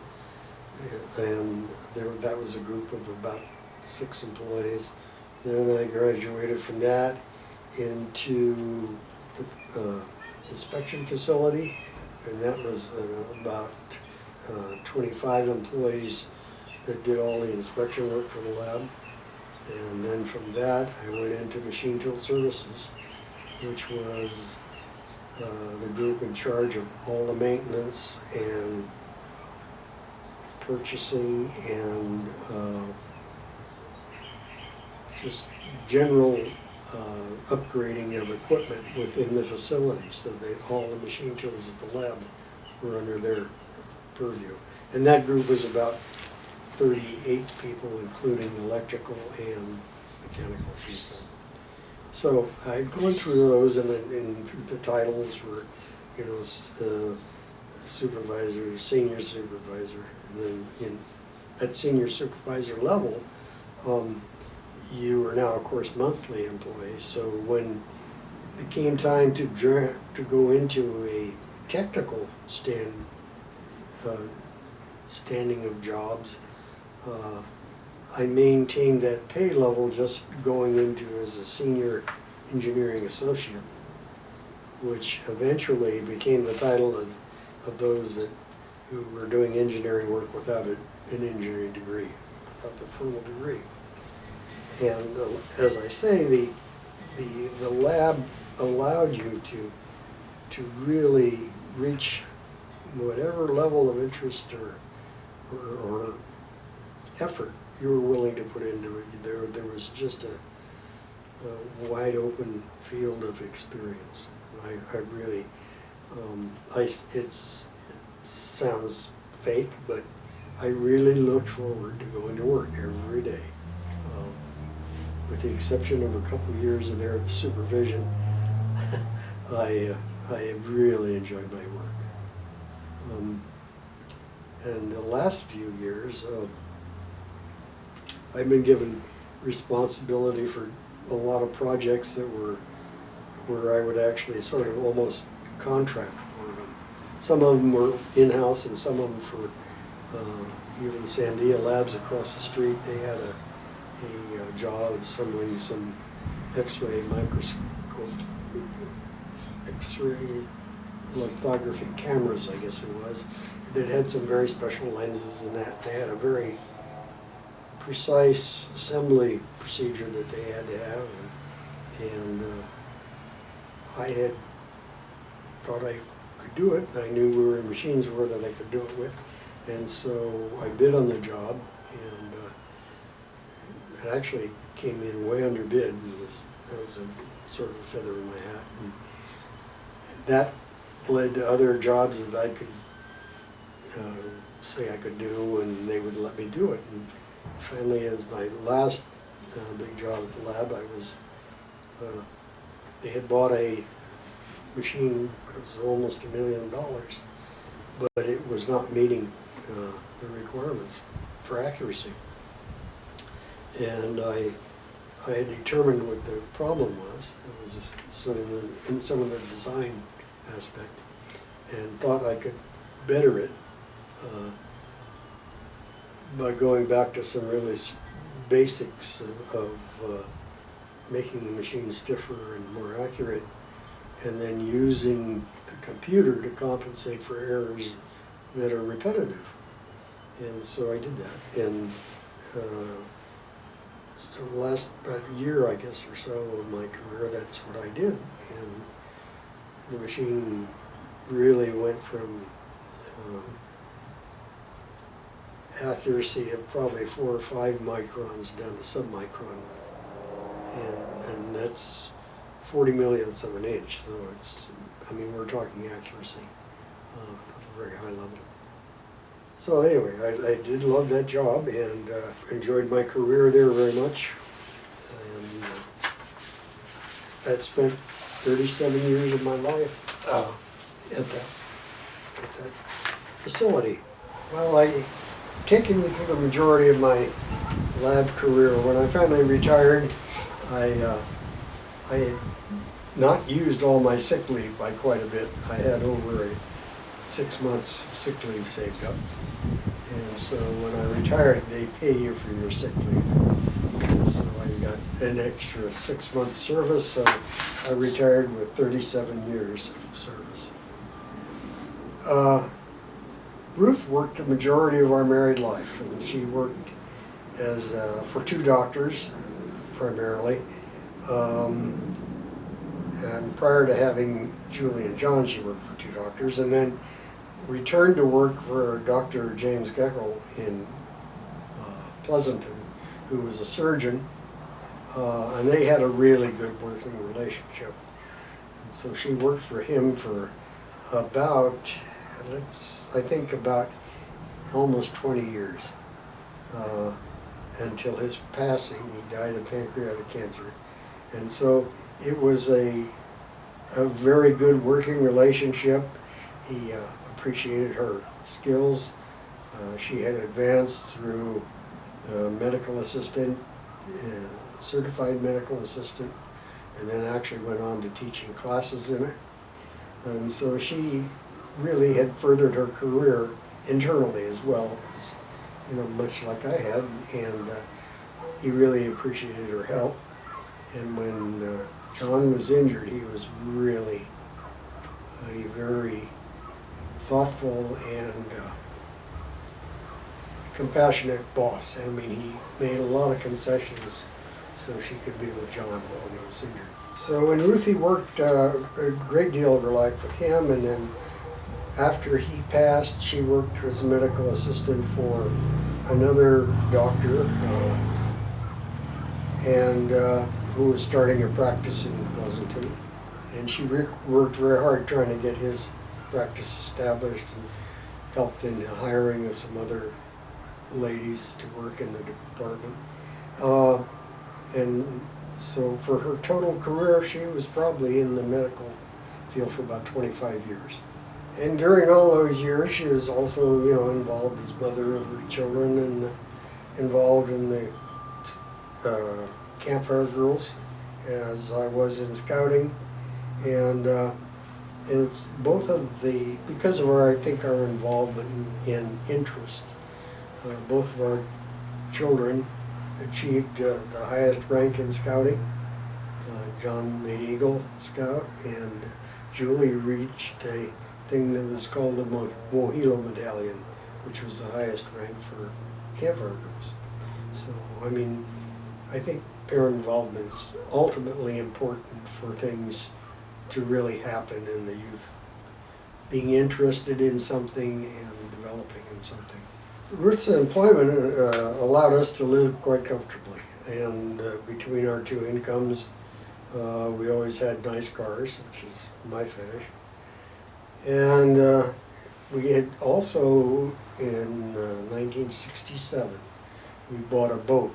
It was a nice boat, a quality boat. It was a Gulfstream, and it was well made. It was a beautiful boat, and we had that boat for 30 years, and it went through, our growing up of our kids. A lot of people water skiing.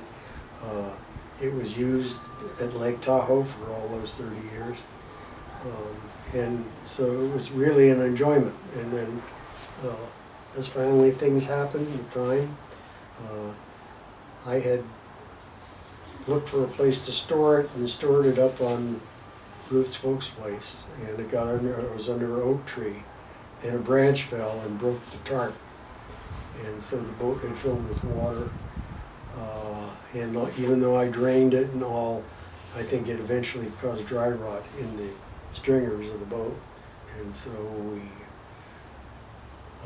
I gave the boat to Tom and Julie, and they were enjoying it for their family. And finally we had a bearing problem, so I was helping them trying to repair it in the outdrive. And while we were working with it, our foot went through the floor, and so we knew it had reached beyond repair. To repair something like that would be far more expensive than the boat was worth, but it was a fun boat. We had a lot of fun with it over the years. It was in 1970, with my dad's help, that we had bought a cabin up at Lake Tahoe, and it was very small. It was a 960 square foot cabin, modified A-frame. It was cute and cozy, and we really enjoyed it. And we spent, during the kids' younger years, every other weekend up at that cabin. Lots of trips to Tahoe. It was a modified A-frame. It was on a quarter-acre lot, and it had cedar siding and orange trim. And so from the time John was 6 and Julie was 8, we were spending a good deal of time up there, and then learning their first ski lessons, when they were very young. And then things change as kids grow older and things, they get school activities. Julie was active, both as the gymnastics and as in playing in band. She was a very good flautist and would take part in the local competitions, countywide competitions. And so that took a good deal of her time on weekends, and John got involved in swimming. He was a very good swimmer, and as in everything that they do, we support them, and he did excel. Became a very good, competent swimmer, and I would say that he very possibly could have been an Olympic hopeful. He swam mainly sprints, and it's sort of unusual for someone that tall, he's 6'4", to be a sprinter, because they talk about long muscles and short muscles and that for turnaround, how fast you can do things. But he was a very, very good sprinter, and so in the 50 free, his times were like 21.8, I think was his best, and in the butterfly he was very good. He has long arms, and that he swam the butterfly 50 butterfly in 52.1, I believe it was. So he was quite quick, and wound up at a meet in Walnut Creek for AAU swimming, the American Athletic Union, for their championships. And he was swimming against some very competitive swimmers, Matt Biondi, Pedro Rodriguez, I believe it was. No, what was his name? Anyway, he was a sprinter, and a Morales, Pedro Morales, a breaststroke, and I believe he did the butterfly as well. And those boys wound up in the Olympics. So anyway, he was well seated, and on a morning warm-up, he was warming up for sprints, and the way they were set up at Walnut Creek and Heather Farms, it was a 50-meter pool, but they were going 25-yard width for warm-up laps, for sprint laps. And so the idea was where the coaches would get the guys on the blocks and give them hot laps. Well, John was on the board for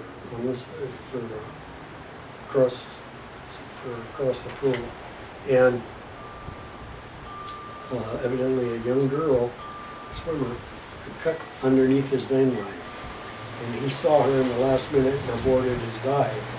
And so when he did, he dove straight into the bottom, and because it was on the shallow end of the pool, it was only 2.5 foot, and so he broke his neck and wound up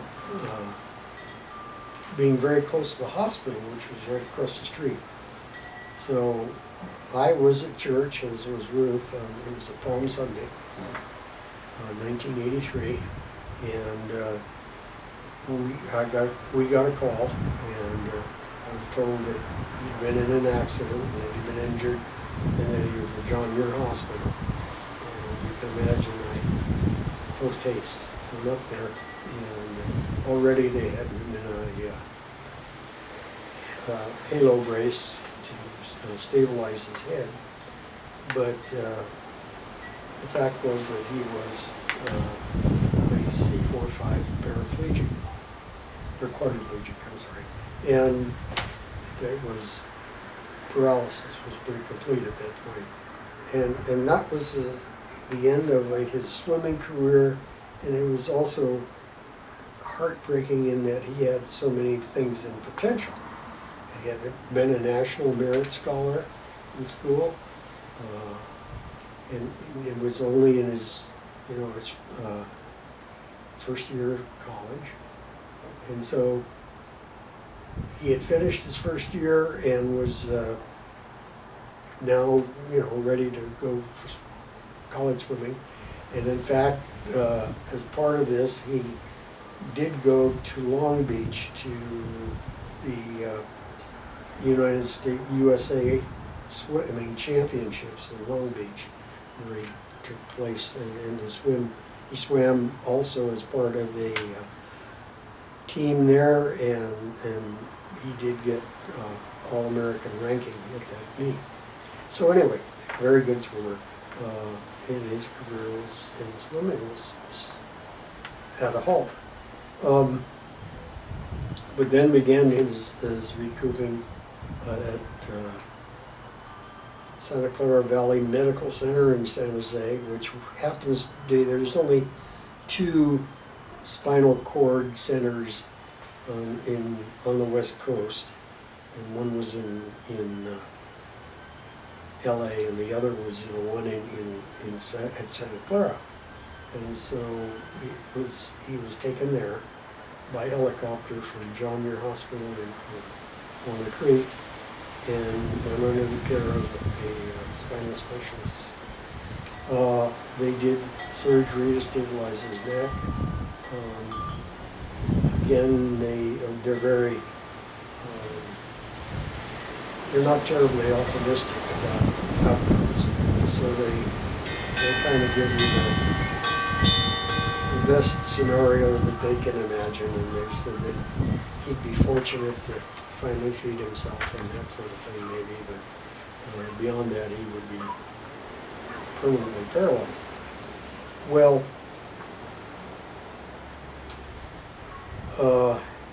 it took him 6 months in rehab care, if you will, at Santa Clara,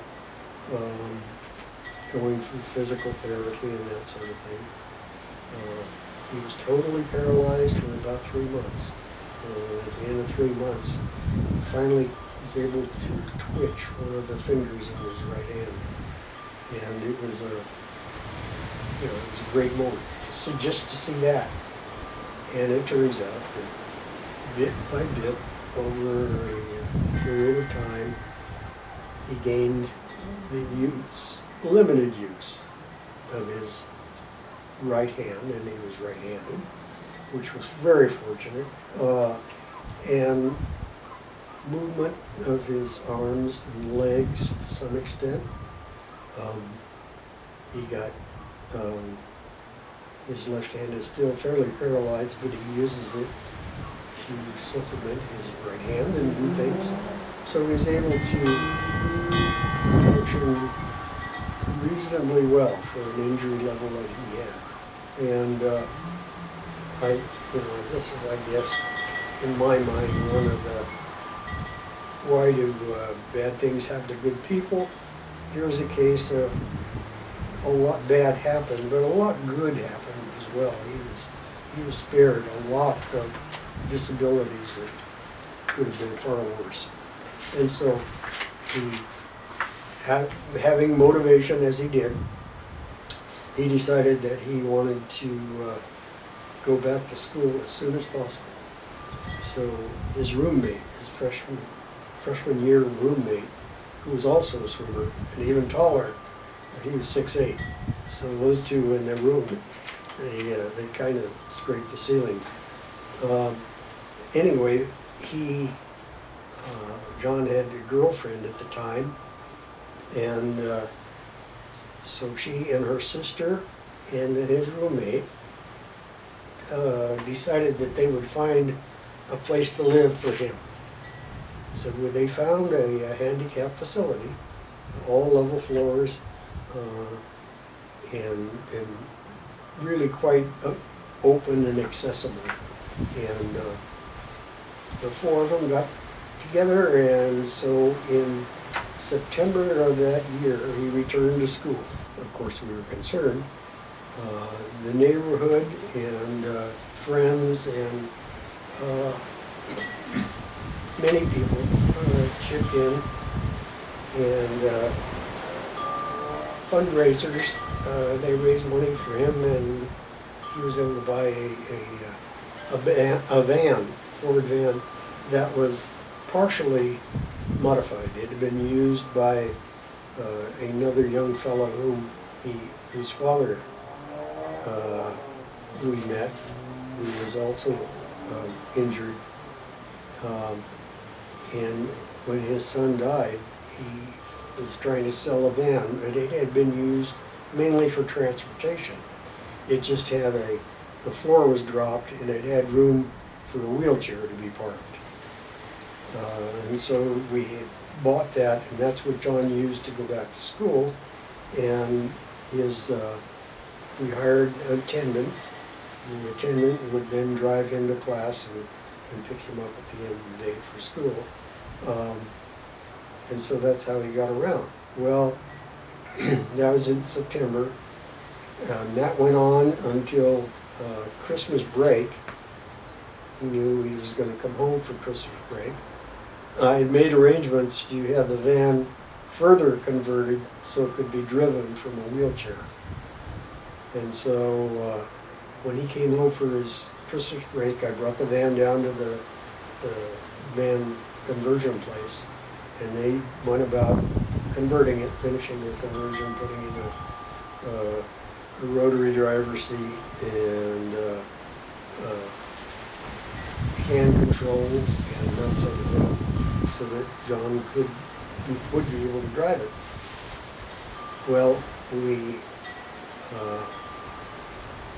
the thing was completed probably about a week before he had to go back to school. And so we took it out on a couple trial runs in big parking lots to see how he could do and see how he managed the controls. And he did very well, as you would imagine. So he said, well, come the day he was to go back to school, he says, I'm going to drive home. And that really put the fear in us. And so we were prayed about it and said, okay, if you think you can do it. So he took off and waved goodbye. But lo and behold, he forgot some of his medical supplies. And so we thought, well, how are we going to catch him, We decided we would call the toll taker at the Benicia Bridge. And so we did. We called them and said that our son would be coming through there, but could they possibly stop him because he had forgotten some medical supplies, and I was en route to their bridge to bring him the supplies if they could short stop this. Sure enough, they did. The toll taker gave him a place to park, and John was there waiting for us, and we brought the supplies, and there he went again on his way. And from that point on, it was sort of one of those things where he continued to improve. Little inspirations meant a lot. He had good roommates, good friends, and several young ladies that were working actually part-time out of the college, taking care of him during the day, helping him with his morning needs and that sort of thing. So from the bank of the people available at schools to help out, he was able to get by quite well. And then he did have a couple therapists that would come in and help stretch and range and do that sort of thing. And they also provided motivation. Well, I met a sports car, and he said, oh, he would love to get into that sports car. And she said, well, if you can do so many leg lifts and so much this and so much that, I'll give you a ride in the sports car. And within a short time, he had his ride. So, everything motivated him to do it, just get her done. And so he did. And he finished school in 4 years, his undergrad, and I guess maybe a little longer because he missed some school. But he graduated with honors and in undergrad, and then we started the going through the process of interviewing for med school. And because of his grades, he was accepted at every school he applied for.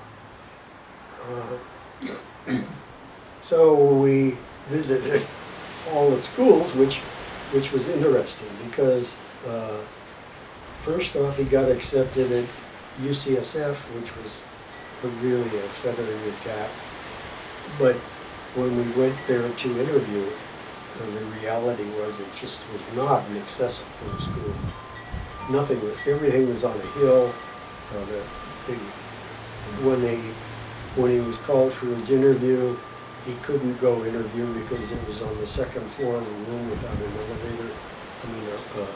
A building without elevators, and so they had to actually come down and interview down below. And so, between that fact that he was just going to too many inconveniences, it was just not a viable choice.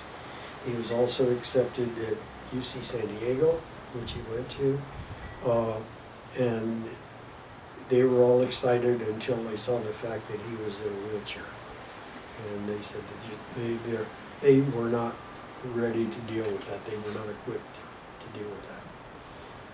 So that went out, and finally Stanford. He arrived at Stanford and was trying to go for his interview, and he had asked a student there how to get to a certain place where the interview was going to be held. And they said, they just kind of pointed, well, that building over there, so yeah. And that was sort of it, and he found that he couldn't find a great deal of help. People just sort of not very friendly. So then he goes to Davis, although the reputation of it as a medical school was it was a starting, early on in its years of medical school. Not that high, perhaps. When he got there on campus and he started the interview, they said, he asked somebody where a certain building was, and they, well, wait a minute, I'll get you over there.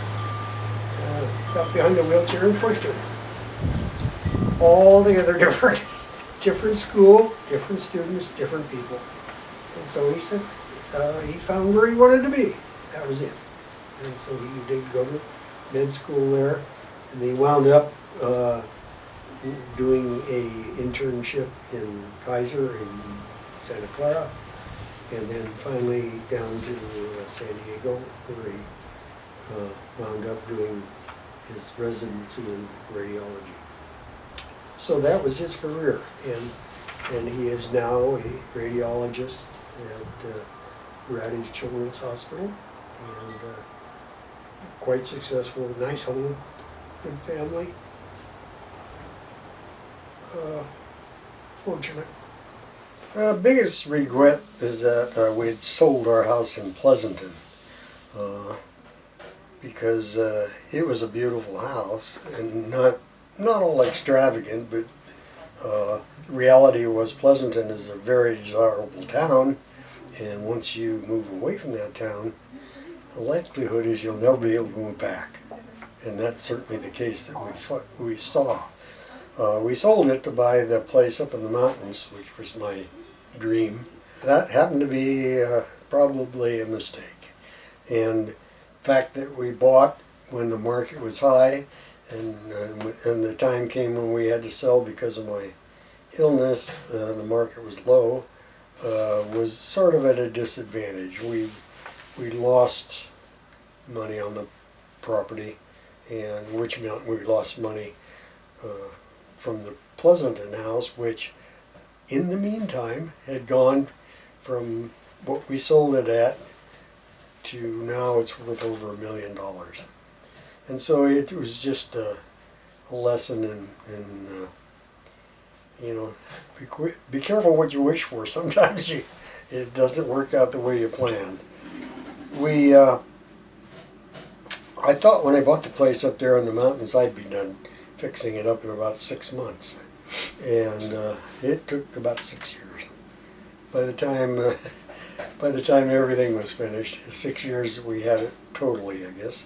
We did a lot of remodeling. I moved a lot of internal walls and fixed the place.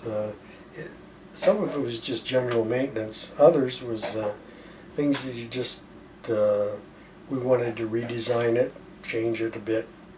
And so when it came to the point of remodeling the kitchen and that, I sort of gave Ruthie the open slate, you know, how would you like this to look? And so she had her ideas of what we wanted to do. It just involved a lot more work because it moved the sink and plumbing and that from one side of it all the way over to the other side. So I switched things around. I built a lot of the cabinets myself, and it really, it turned out nice, but it was, you know, a lot of work, but it really did make the place prettier. And in the earlier modifications, I had made provisions that in the future, should I think of it, I can improve the downstairs area because it had a substantial amount of ceiling height. It could be made into a walk-in. So I thought, well, you know, I'll incorporate a space for a stairwell, which I did. And so after I've got all the real interior work done up above and it was really finished, and we were in good shape.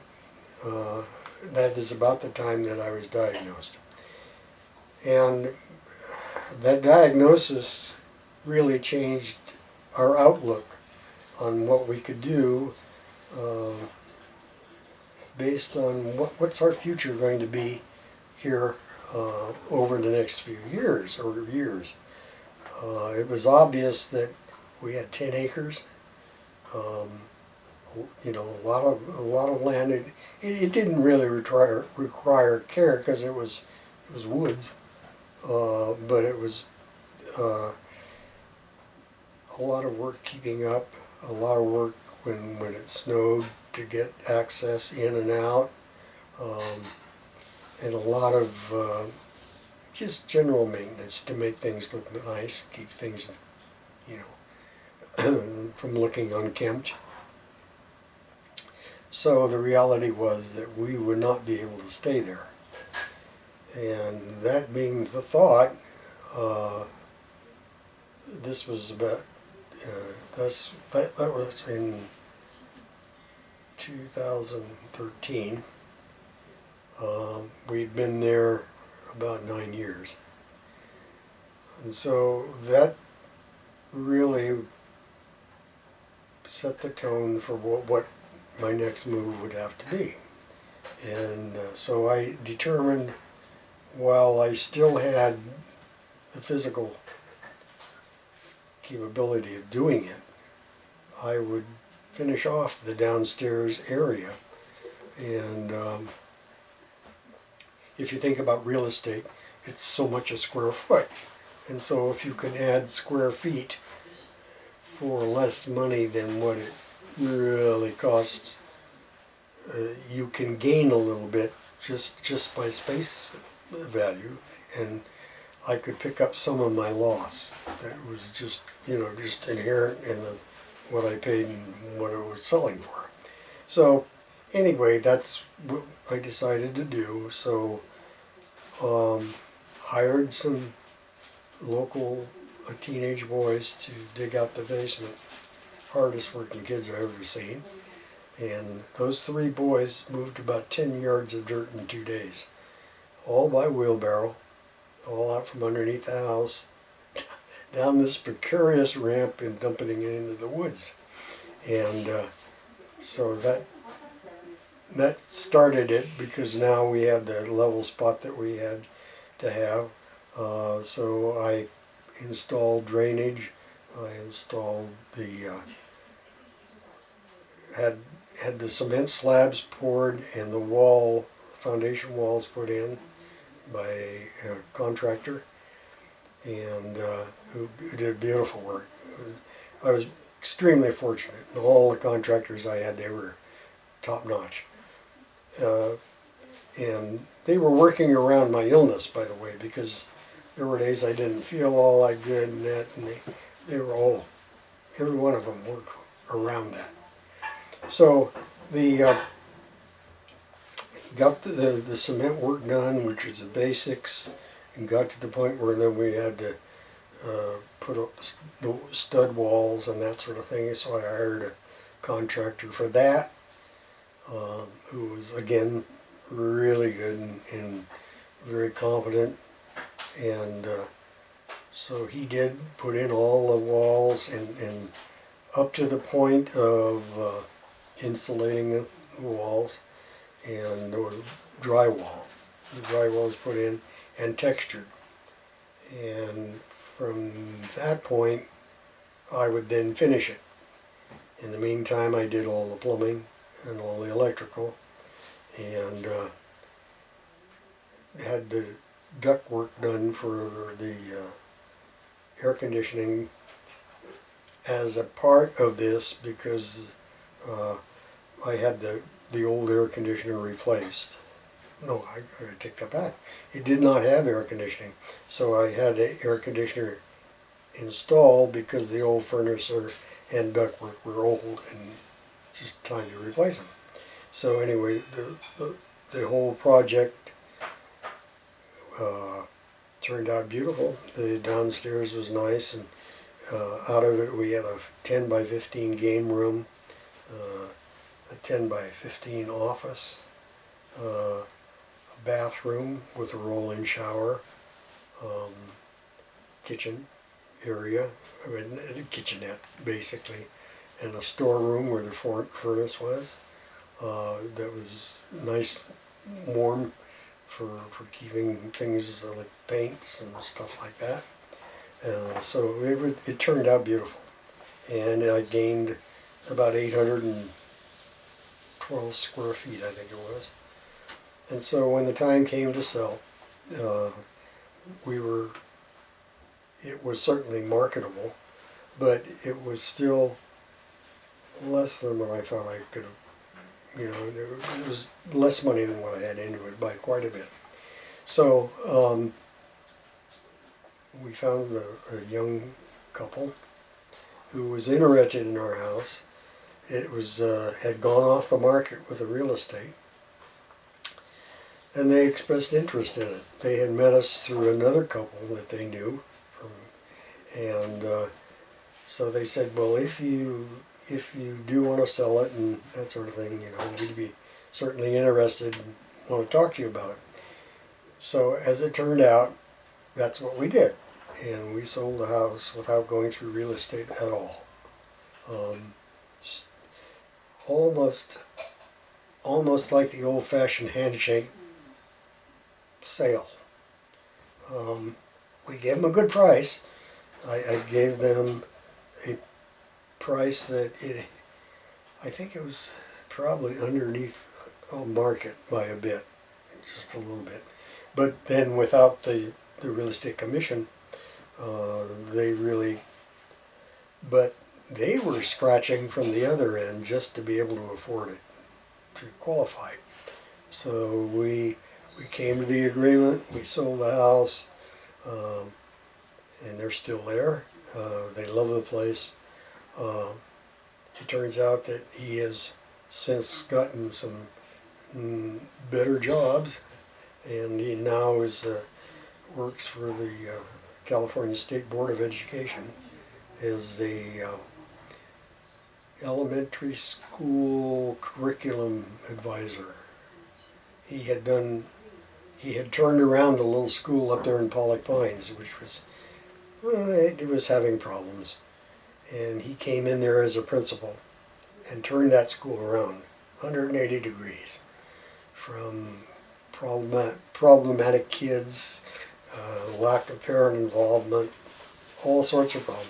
He turned it around, and it became, he won Principal of the Year for the county, and just, very nice, pleasant people. Great to, and as a part of this, the deck needed replacement, major cost. So as I bought the lumber and had some of the deck, the heavy work done. But as I was putting this deck back together, the future owner came over and said, "Hey, you need help." And so for at least a week or so, he worked with me. Handshake. So anyway, when we finally did leave, it wasn't as much a pain as I thought it would be, because it worked out well. Everybody was happy, and we came back to Antioch, and that's where we had kept our home, and which was fortunate. It was the first. We bought the place in 1993 when Julie and Tom bought a home right down the hill, and had started their family here until they moved in about the year 2000 to Eldorado Hills. But we kept the place and had it as a second home, which was fortunate, because then the time came to go back. We had a house to go to. We knew the surroundings, we knew the house, we knew the condition of it. We had friends here that we had from years before. And so it wasn't so much as leaving as almost to a return. Or a living situation. Health has become a big issue both for Ruth and I. And the cancer treatment and care that I've been having over the last 5.5 years when I was first diagnosed, although I got some of the care while up in Pollock Pines, it was obvious that the hospital up there really did not have the experience nor the staffing to deal with cancer, especially an unusual cancer, which is multiple myeloma is. So that it was sort of inconvenient care, if you will, because it was about a half-hour drive down to get to the hospital from our house. So getting back here to Antioch, the clinic is 10 minutes away. It is a special cancer clinic. It has a large staff of oncologists, and some of them have experience with my cancer, so that's helpful. I've gone to UCSF for consultations, and they work hand in hand with my staff here at Epic, so that I think I get as good treatment as I can. I mean, it is an incurable disease, and the best you can do is prolong it, and I think 5.5 years I've done that. But it was unfortunate because we had bought a riding snowblower and had all all the things to really set us in for comfort in that. But like I say, both Ruth and I now are in the stage of our lives where health is important. Neither of us get around all that well. She has her back problems and I have mine. And the issue of health, we visit a lot more doctors. They've become very important in our social climate. And when you have more doctor's appointments than you have social appointments, you know that you're getting older. It's really a fact. We spend a great deal of time going to them lately. And we are fortunate, I think, that we have a home that we know that is all one level. It is comfortable. It has a beautiful view. I mean, we are very fortunate to have, in fact, I can see the very mountains from our house here, I can see the very mountains that we saw out our window up there, the Crystal Range, the Crystal Peaks. The entire, my life has been a very blessed one. Two good kids, good grandkids. Marriage, it's 59 years and counting. A wife that cares about me. I think I've been blessed. And I'd like to share that with the grandkids so that they know everything you've done has been appreciated. Thank you. God bless you.